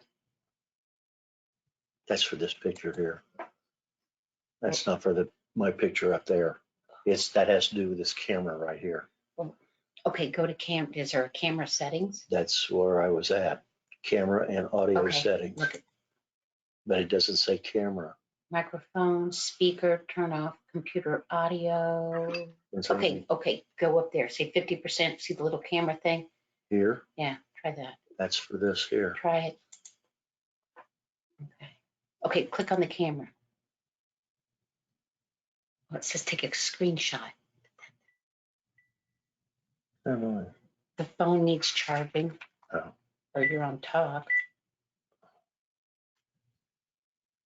And Ed, if you want, you might want to just go on mute if you guys are trying to figure something out. Yeah, I'm trying to turn brighter. Oh, that might be that might be just your room. Try to turn the light off. Yeah, because sometimes it with these videos. Yeah, that didn't help. It got darker. Yeah, they did get darker. That is weird. So is your room? You got lights on and. Yeah, everything's on. You know what it could be is the way you're facing that window. You might have your sunlight coming in. That Yeah, I might try that. Could be impacting.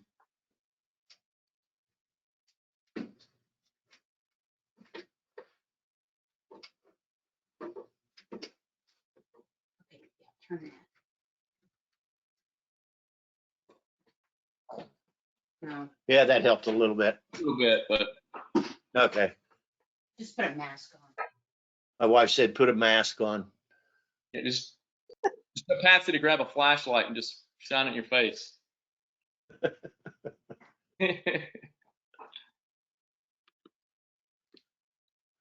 I'm not so sure the meetings go smoother this way than they do normal. I don't know. It's going better than I thought it would go. To be quite Me honest. too. Me too. Do you miss your candy, Mr. Banks? Yes, ma'am. Okay. Just thought I'd ask. I've got walnuts instead, Mrs. Flaherty, so I'm good. Hopefully, when we get back to having normal meetings, you can make up for that, Kathy. You can double Okay. down on the candy. Tony, I are don't you in like your doing it. office or at home? I'm in my office. Again, if you're not nice, I'll show you my ceiling. I was doing a meeting the other day and I wasn't paying, I had my laptop down and they all said, gee, that's a nice ceiling fixture you have, Tony. I said, oops.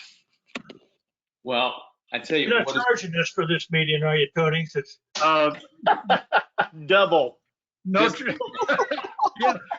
Yeah. it's been interesting watching these my boys do the virtual classrooms and the patience that these teachers have with these kids because they just don't have any experience other than like maybe playing video games or just doing stuff, but not in a setting where they're supposed to be sitting still, paying attention.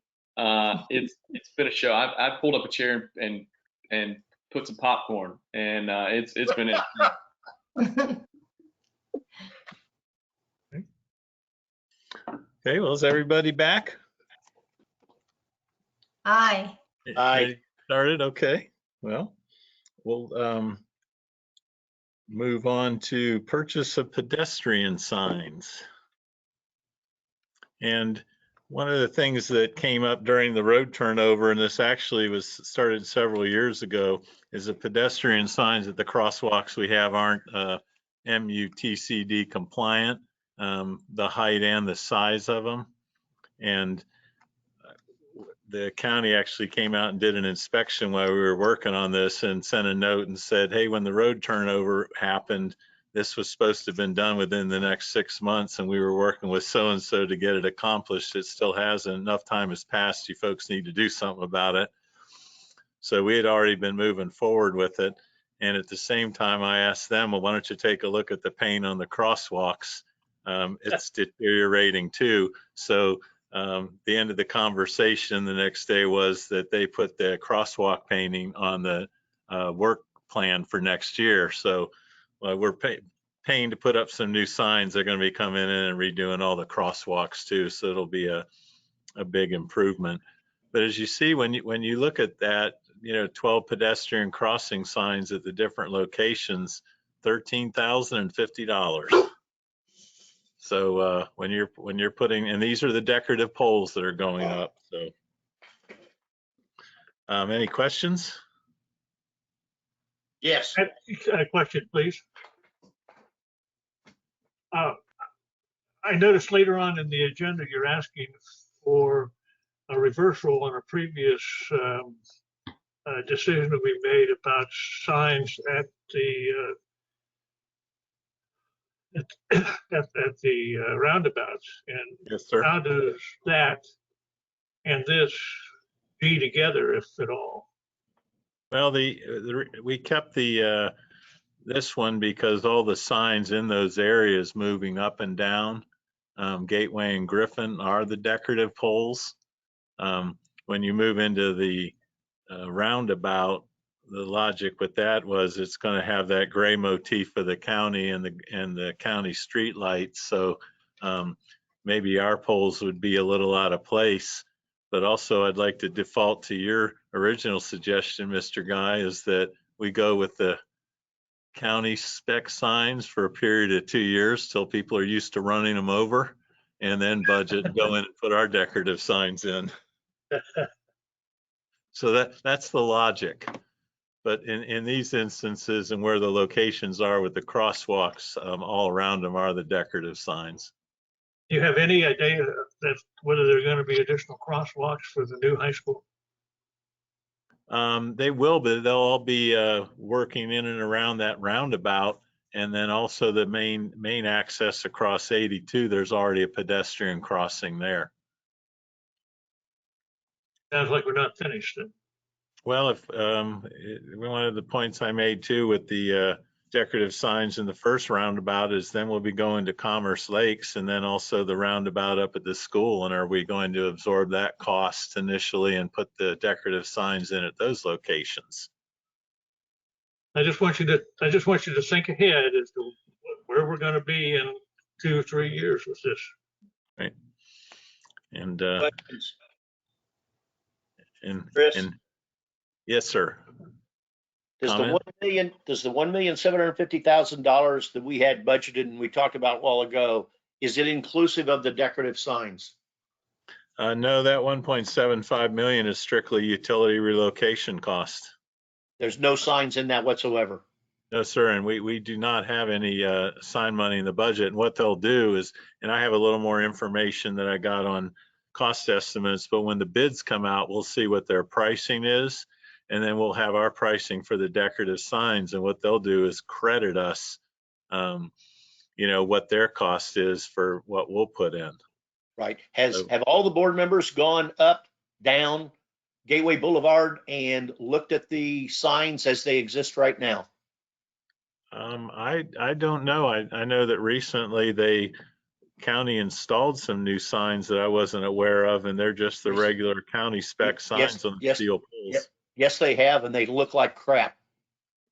If we're going to take and spend money to try to beautify this community, which would include landscaping, we're trying to put perfume on a pig here.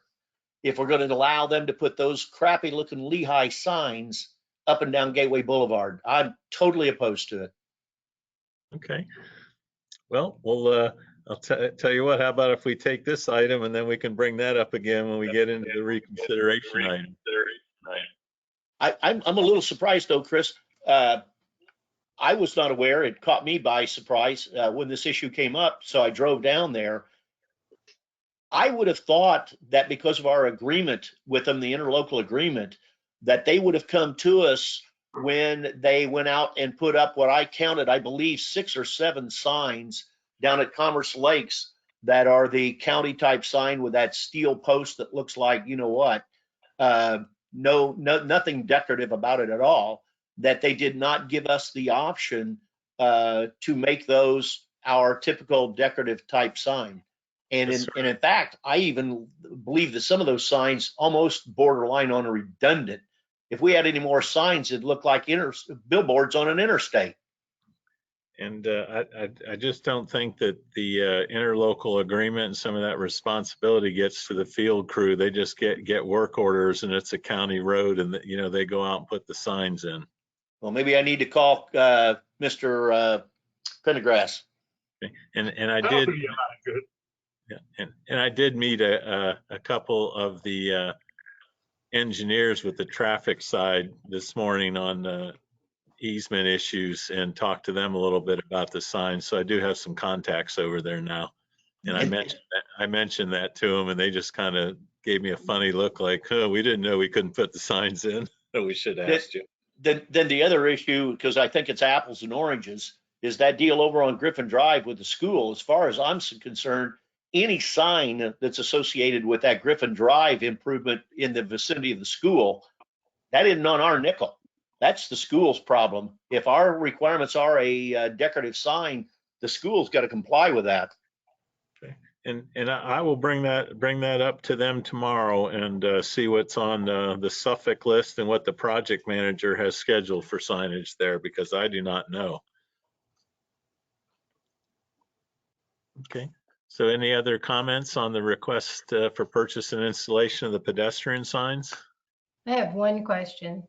Yes. None of these signs are going to be where the potential roundabouts are going to be, because they'll go in and then they'll have to come out. No. These are all on Gateway and Griffin Boulevard, existing crosswalks. Okay. And part of the reason we're doing this too is because if there is an accident at that crosswalk, the fact that we didn't have a MUTCD compliance sign would assign liability to us.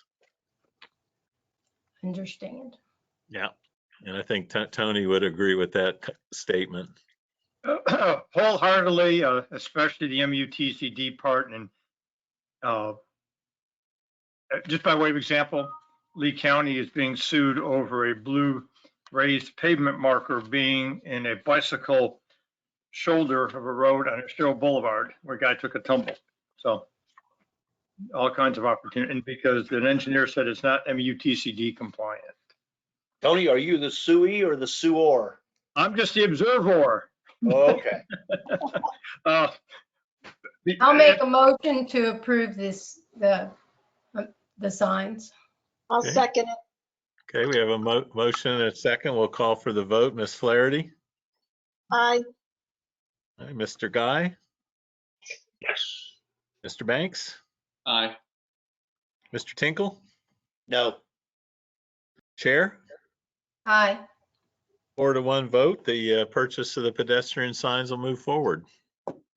Hey, Chris, if I may just briefly chime in, one thing I forgot to mention earlier was for the last couple of weeks, a company representing Lee County on closing the transaction where the district conveys the eastern portion of Commerce Lakes Drive, east of Gateway Boulevard to the county.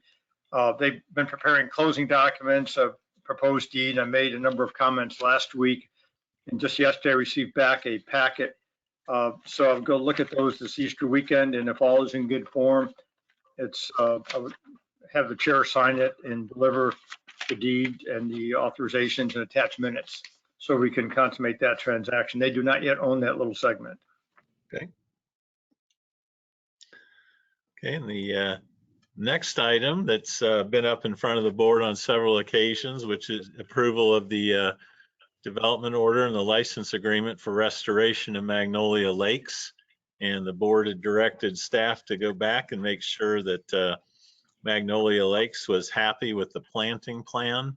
Elle's been out there with Flavia counting trees, and they've come to a mutual agreement, mutual satisfaction, how many trees they're going to plant. And Flavia and Magnolia Lakes are fine with it and said they'd recommend approval to the board. So this item will basically be approving the development order with Lee County and also the license agreement to allow the contractor to come on the property to do the planting. And I'll also mention, and it's unrelated to the school, but just because of some of the broken down trees and some of the stuff that needs to be cleared before they can do the planting in its pre-preserved state is costing us right about $4,000 to have that site area cleaned up. And that isn't damage from the school board contractors. That's just the state that it was in as the preserve left natural. But now it's no longer wetland preserve. To do the planting and the upland planting, we need to clean it out. And half of that is the crews going in and cleaning it out. And the other half is really the disposal cost and having to get it off the site. Motion to approve the license agreement while everybody's happy. Yeah. Okay, we have a motion. Do we have a second? Second. Second. Okay, any discussion? Okay, well, I'll call the vote. Mrs. Flaherty? Aye. Mr. Guy? Yes. Mr. Banks? Aye. Mr. Tinkle? Aye. Chair? Aye.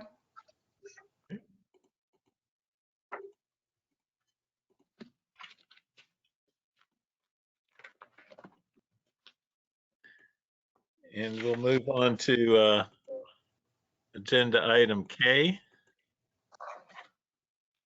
I'll make a motion to approve. I'll second it. Okay, and that's pond aeration. We have a motion and second, Pelham Preserve, and the only item with that's a little out of ordinary, it's not in their budget. The funding will come from the bond funds from the 2003 issue. And I know Tony's been working with Danny and the engineer and feel that use of that funds is appropriate. So what we're doing is not only requesting approval for the expenditure, but also authorizing the use of those 2003 bond funds.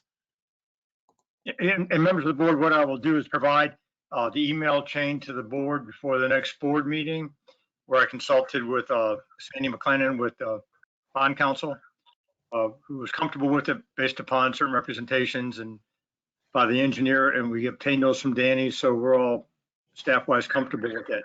Correct, Stephen? You have any issues?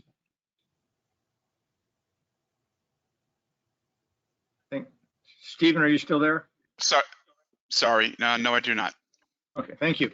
And so we'll provide the memos before the next board meeting as the emails change that indicate the ability to utilize those funds for the aeration project. Okay, and call for the vote then, Ms. Flaherty. Aye. Okay. Mr. Guy? Yes. Okay. Mr. Banks? Aye. Mr. Tinkle? Aye. Chair? Aye. Okay, we have a 5-0 vote for the bond generation and the authorized use of the 2003 bond funds. And I'll handle the next item, which is item J, and employee health insurance options. And we had an outside firm come in and also do an evaluation of where we stood and make some recommendations on different costs and different programs that we could take available of, including health savings accounts. Looked at different options with that.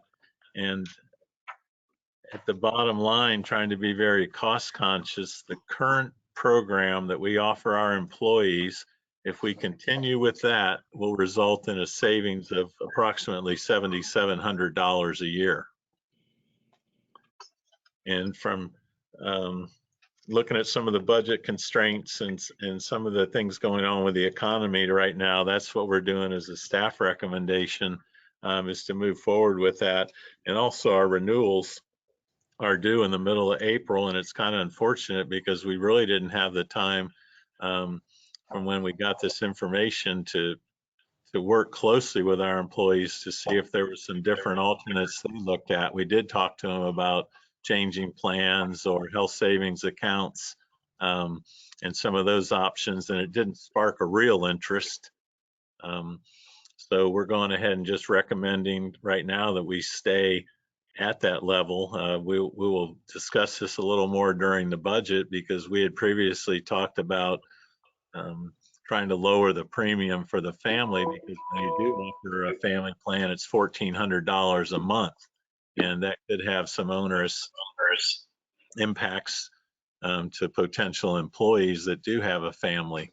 And on the other side of that spectrum, we have an employee that doesn't take advantage of the insurance here because his wife works for the county and he's on their family plan, yet we treat that medical like a benefit at a cost of $770 a month, but he doesn't get to realize that benefit. And that's another discussion that we'll talk about during budget. But our staff recommendation is to improve the current plan with the savings of $7,700 per year. And that money could be allocated to the board, by the board, for other purposes or trying to enhance other plans. Are there any questions? I have a question. Ms. Flaherty? Okay. In the agenda item, it says 8,100 annual savings. That is an error? Yeah, that's more accurate. It's 8,107 based on the 14 enrollees. Okay, so that's the correct. Okay, thank you. Are there any other questions? I'll make a motion to approve your recommendation. Okay, we have a motion. Do I have a second? I'll second. Okay, we'll call for the vote. Mrs. Flaherty? Aye. Mr. Guy? Yes. Mr. Banks? Aye. Mr. Tinkle? Aye. Chair? Aye. Okay, we have a 5-0 vote to approve the employee health insurance existing plan for the next fiscal year.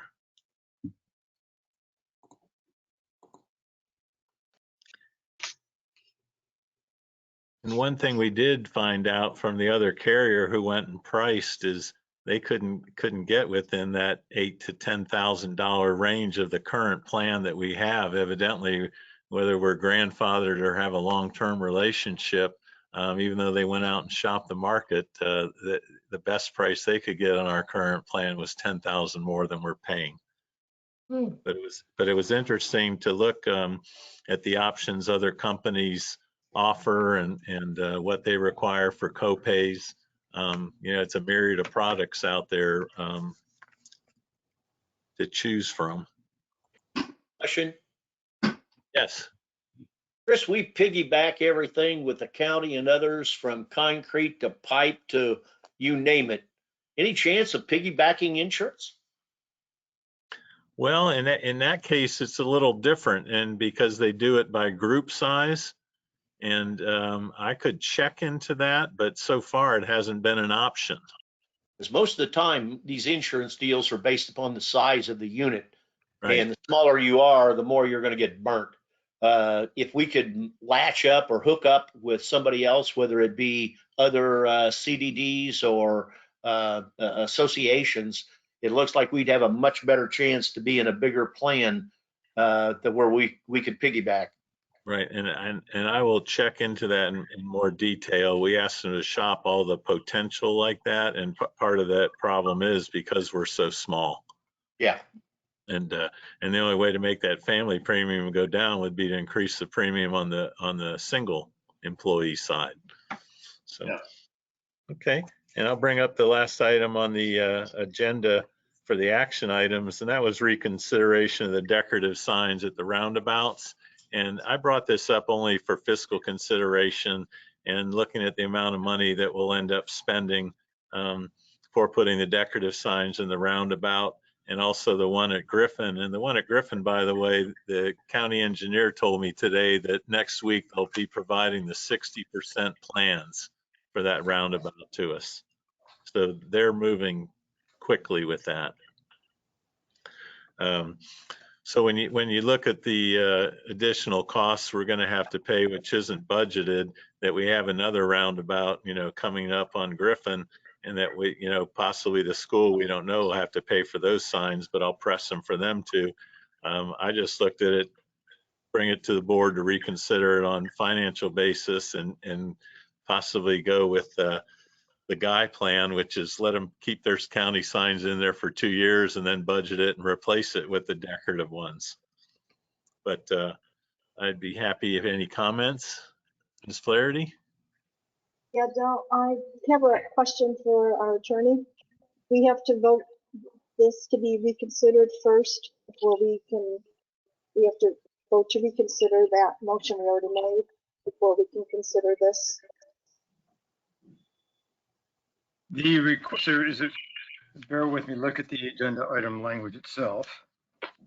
And Tony, if you remember, the board directed at a previous meeting to move forward with the decorative signs. Correct. And I still am waiting for the bids from the county. And yeah, we could always table this too, and bring it back when I have the real hard numbers. But well, I guess the question is, if it's a reconsideration, the motion can only be made by a person who voted in favor of the position in the first place. And then if it is to be reconsidered, we set it for an agenda item as to whether to actually take action to set it aside. Okay. So I don't know if we have the tally of who voted in favor of the motion the first time. I think I may have made the motion. I know that. Whoever voted in favor of it can make the motion today to reconsider. This isn't a reconsideration anyway. This is amend something previously adopted. Reconsideration that happens on the same day. It can be taken. The action can be taken that way also if the board wishes. And I could also come back in the first meeting in May with the hard numbers, because we'll have the county bids on the sign costs then, and I have the estimates from our sign company for the decorative poles. But it's typically, do that? Yep, and it's typically almost $1,000 per sign, because the poles are $800, and then we have the decorative frame around them. And it takes a little more work to do the mounting of those poles than them sticking the steel stake in the ground for the county poles. And Chris, remind me, and I may have misunderstood an earlier vote, but the pedestrian crossing signs, right? Are those decorative or county? Well, all the signs will be county, and if we go the decorative poles, we would be putting the gateway green fluted poles up in their place. And what the county would give us credit for is their steel post, which is typically about $20, and then the cost of the sign.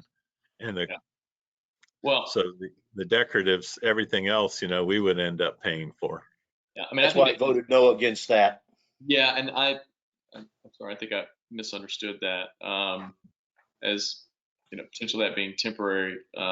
Anyway, to Ed's earlier point, I do think we have a standard in Gateway, and I think we should stick to that standard. Now, with the roundabout, I could see us using, because it would be at no cost to us unless we got some type of credit, but you're not talking about a whole lot of credit for those signs, county signs. I could see us installing those for a certain amount of time. 2 years seems excessive to me, but whether it's 12 months or something like that, just to see how they work out, with the intention of replacing them with our signs. But I guess my whole point is to piggyback on what Ed said earlier, is I think we do have a style. We have a style guide within Gateway, and we should adhere to it. Okay, well, I will, if it's fine with the board, I will bring this back with the hard cost data, just so you're aware of it at the next meeting. We can also discuss it during the budget. And I will add just one quick thing, if no one minds. We might want to just ask DOT, in these roundabouts, I know they have maybe limited experience, but, within the first 6 months, how frequent is it that they're replacing signs within that roundabout? Because I understand where you're coming from, Chris. There might be some, some sign issues within the first 6 months, or maybe even a year. But we don't want to be replacing signs 2 and 3 times, in excess, because of people are getting used to it. But I mean, I can't imagine people running over the signs, but I would be curious to see what the DOT, what they might say as far as, if they've got any historical data on signs getting knocked down within the first 6 to 12 months. And I'll find that out. What we'll have to do is ask the city of Fort Myers, because the roundabout and Gateway is the first one the county's done. Yeah. Okay. No, Tony, can we just pull this from the agenda? I think what might be appropriate, we'll table it until you get those quotes back in. I think that'd be an appropriate motion. Motion to table. Okay, we have a motion to table. A second. Second. Okay, we'll go with a vote. Mrs. Flaherty? Aye. Mr. Guy? Mr. Guy? Yes. Yes, okay. Mr. Banks? Yes. Okay, Mr. Tinkle? Aye. Chair? Aye. Okay, this item will be tabled until we get the cost data and bring it back. And all we have left at the moment, we have a consent agenda. And that was continued from March 19th, and that's minutes from February 6th, minutes from the 20th, PPAC and Stony Brook Advisory, and also the financials. Ms. Flaherty, do you have any comments or questions on the minutes, or anything you want pulled? Oh, I was just wondering, because on the agenda, the financial is not there either. So I was gonna amend that. Okay. And I think those financials were in the They were last. added later. Yeah. Here's a revised agenda. Oh,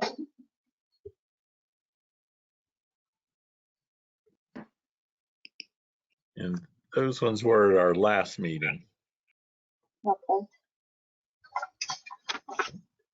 Well, for the consent agenda, then may I get a motion in a second? Motion to approve A through E. Okay, we have a motion to approve in a second. We'll call the vote. Mrs. Flaherty? Aye. Mr. Guy? Yes. Okay, Mr. Banks? Aye. Mr. Tinkle? Aye. Chair? Aye. Okay, we have a 5-0 vote to approve the consent agenda items. And next item up is supervisor comments. And I'll go in the voting order and start with Mrs. Flaherty. Okay, thank you. I would like to thank all the Gateway employees for working during this time. I really appreciate it, and I know the stress and the time it takes from them. So I really wanted to tell them thank you. I also wanted to thank the attorney for answering my questions, and for Mr. Bloom sending me the information. The other item I want to talk about is the assessment. right? I did request the assessment for individual homes that I never did receive. I am concerned that Mr. Meyer is deciding which assessment we use instead of us voting for the assessment. And again, a year ago, we were addressing this issue just before the budget, and again, we're addressing it just before the budget. And I'm just wondering what this is a picture of why it takes a whole year for him to come back. And I could get you a hard copy, and in the email that I sent you with the methodology report attached in the appendix, which is about 44 pages long, it has a parcel by parcel breakdown of the assessment and shows where it is and in relation to, you know, if it went up or down. And if you send an email, I can look at it on the online. I would appreciate that. okay. Thank you. That's all Anything I have. else? That's all? Okay, Mr. Guy? My only comment is on this assessment methodology. I've been wary about it from the beginning. I looked at it in detail yesterday, residence by residence, commercial property by commercial property, golf course by church. And while certain people may think that it's the way to go, that it's correct, that it's best for everybody, I think it is a political disaster in the making, and I will think it's going to be taking an awful lot of convincing for me to vote in favor of any of it. Thank you. Okay. Mr. Banks? Yeah, so I've got just a couple things. The first one is, I think if we are getting some pushback from the supervisors on the assessment methodology, what I'd like to hear maybe at some point in the future is what their concerns are, because I'd like to know, because maybe I'm, might be looking at something differently, or my interpretation might be differently, and we can collectively come up with a resolution, because I don't want to get to the end of this process and it not be something that we would unanimously, or at least close to unanimously, agree upon. So if there is some outstanding questions or some concerns, I think we need to surface that up and communicate it sooner rather than later.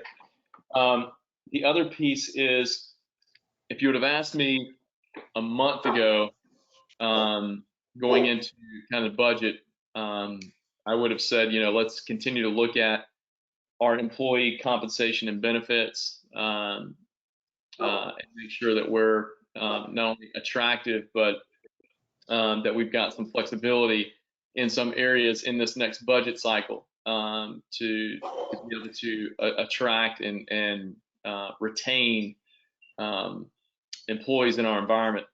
I would still say the same thing. However, a month ago, I would have said, because we're in a war for talent and unemployment rate is at the lowest that it's ever been in history.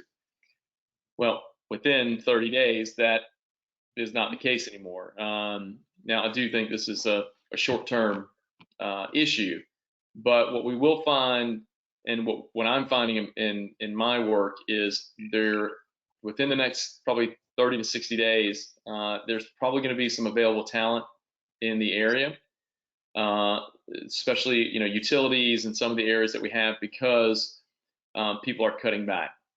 So I would say let's keep an ear to the ground on not only positions that we currently have open, but opportunities to bring on skilled individuals that may be available. So I don't have any data on utilities and municipalities cutting back, but I do know it is happening. So Chris, I would just say this is maybe one of those areas where if we have an opportunity to identify someone that has a specialized skill or a skilled tradesman or something that would be beneficial for the district, now is one of those times where you can pick those up. Whereas in any other time, we may not be able to compete with with some of these other large utility companies or municipalities because of their size and scope.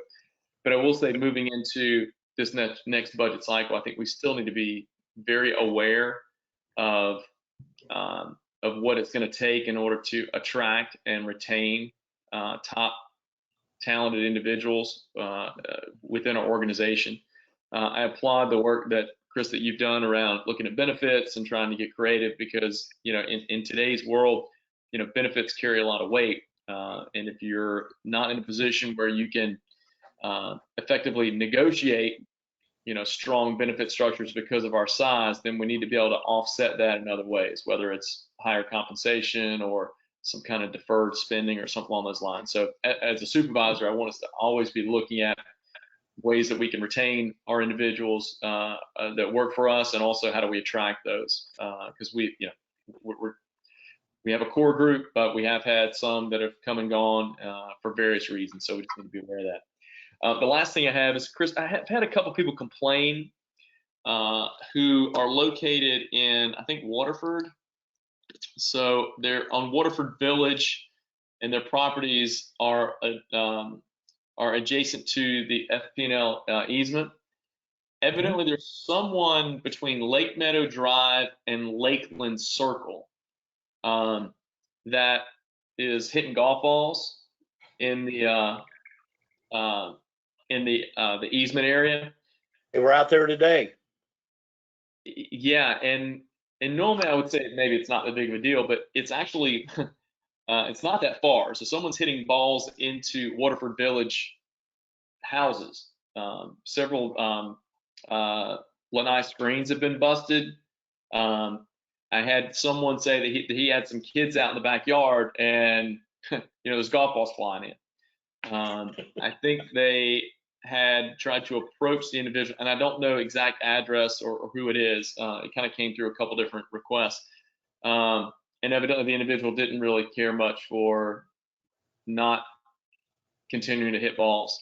I even think the police was called, and the police did not take any action. They observed the individual hitting balls. Now, they were hitting it into the lake, but the officer really just said, look, I don't know what I can do. So I want to bring it back here and say, one, is there anything that would prohibit someone from hitting balls into the lake, hitting balls to the easement? I would imagine there's probably something, but if law enforcement doesn't have anything they can take action on, is there anything from a district that we can do to at least tell this guy or whoever, just be mindful. Like, if you're gonna, we probably don't want him hitting balls in the pond, but if we don't care, then at least I don't want him hitting balls across the pond into other people's houses. I mean, that's an issue. So I can get you the address as soon as they get it to me.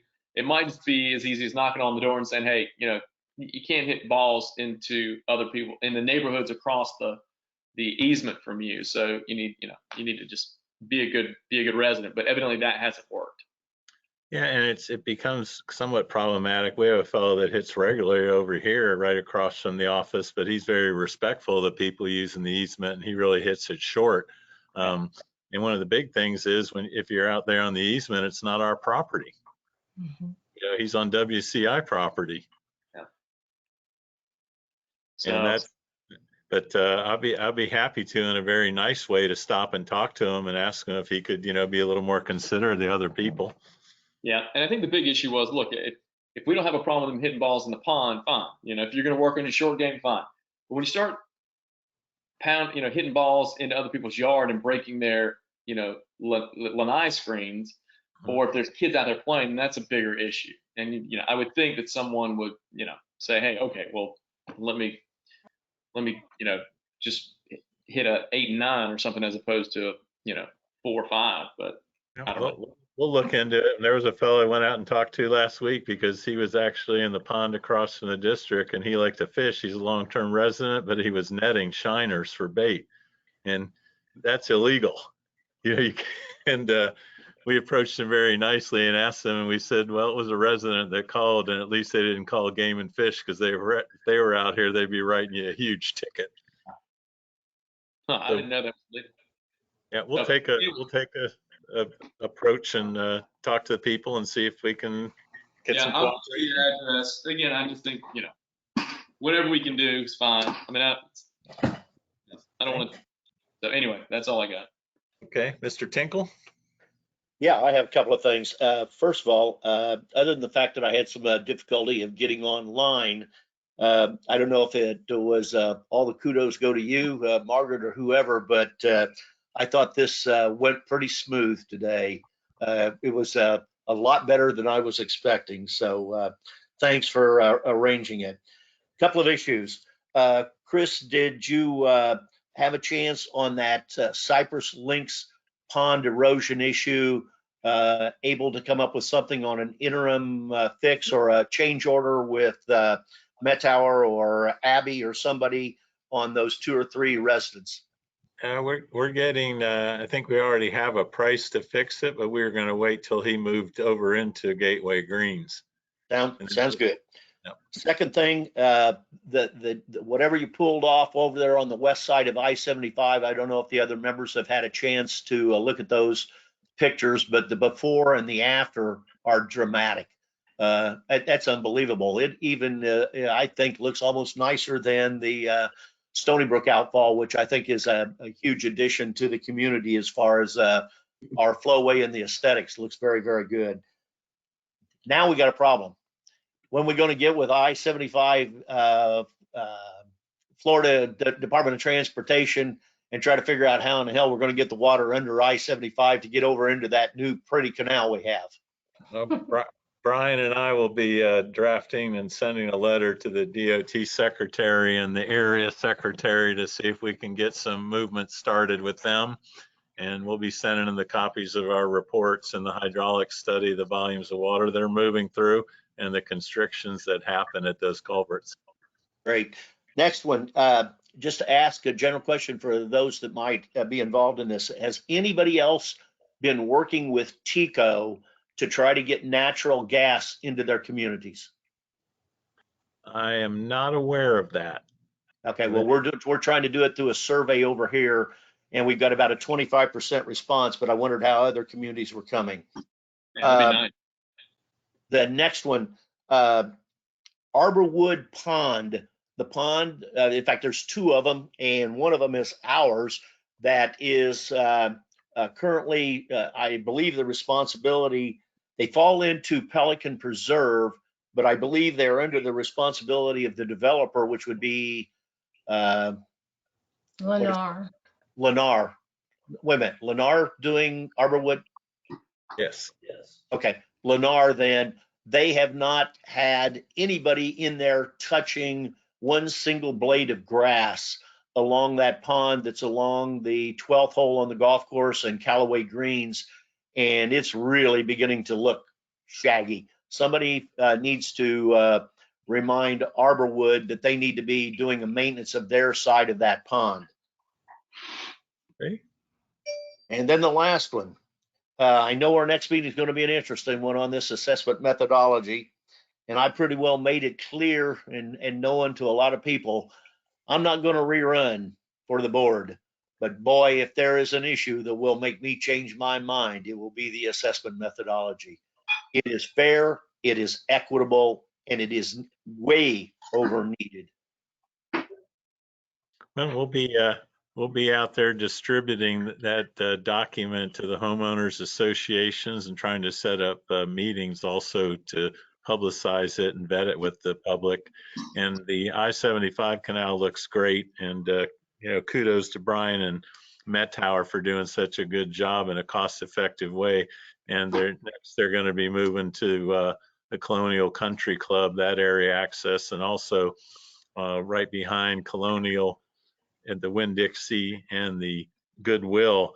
Why Pelican Preserve has done a great job maintaining the ponds. They haven't really touched the conveyances between the ponds or that move that water out of the north side of Pelican. So those will be the next 3 spots that we hit, and planning on getting all those done before hurricane season to help protect the residents. I agree. That's all I had. Okay. Well, Yes, that leaves me. And I just want to say, I know that this has been frustrating, the fact that we hadn't been able to meet and this was a long meeting, but I just want to thank everybody. It went very smoothly. I'm happy that we were able to set this up, and all of the thank yous go to Chris and the IT people for setting this up. I believe, Chris, you can expound on that if you need to. But I think this went very well. I'm pleased. And with that, I'll turn it back over to Chris and say, I'll see everybody next week. and we also, we were running this a little haphazard because our recording equipment really wasn't meant for broadcasting and go to meetings, but Harmon is bringing in some video cards so that we can run our whole system, and also we'll have a webcam up to get the whole room. So the meeting next week will have enhanced capability, and it'll look a lot better and sound a lot better. But 3 weeks ago, you could get a webcam in a day. If you try to buy one now, it takes about a week to get one delivered on Amazon Prime. And Margaret, I'd like to echo, based upon my conversations with other district managers and districts, this district's done a heck of a job, and Chris, his staff, the IT guys, in setting this up and providing. This is one of the more seamless meetings I've attended this way, quite frankly. And our, the office staff's doing a great job, and the field staff too, because, we've split the staff and we're riding one to a truck, but you can't really not respond to water and sewer calls and customer calls. So we're still maintaining business. It's not as usual, but we're taking care of most everything. And thank you for doing such a good job. And thank the staff on behalf of, I'm sure, all of us, all the supervisors. Okay, well, we appreciate that, and I guess we'll call the meeting adjourned at 5:30. Thank you. Thank you all. Next week, everybody. Thank you. Thanks, Chris. Thank you. Happy Easter. Happy Easter. That's right. Thank you. Now stop your recording. Yeah, let's stop it right now. I think some of them will stay online. This conference will now be recorded.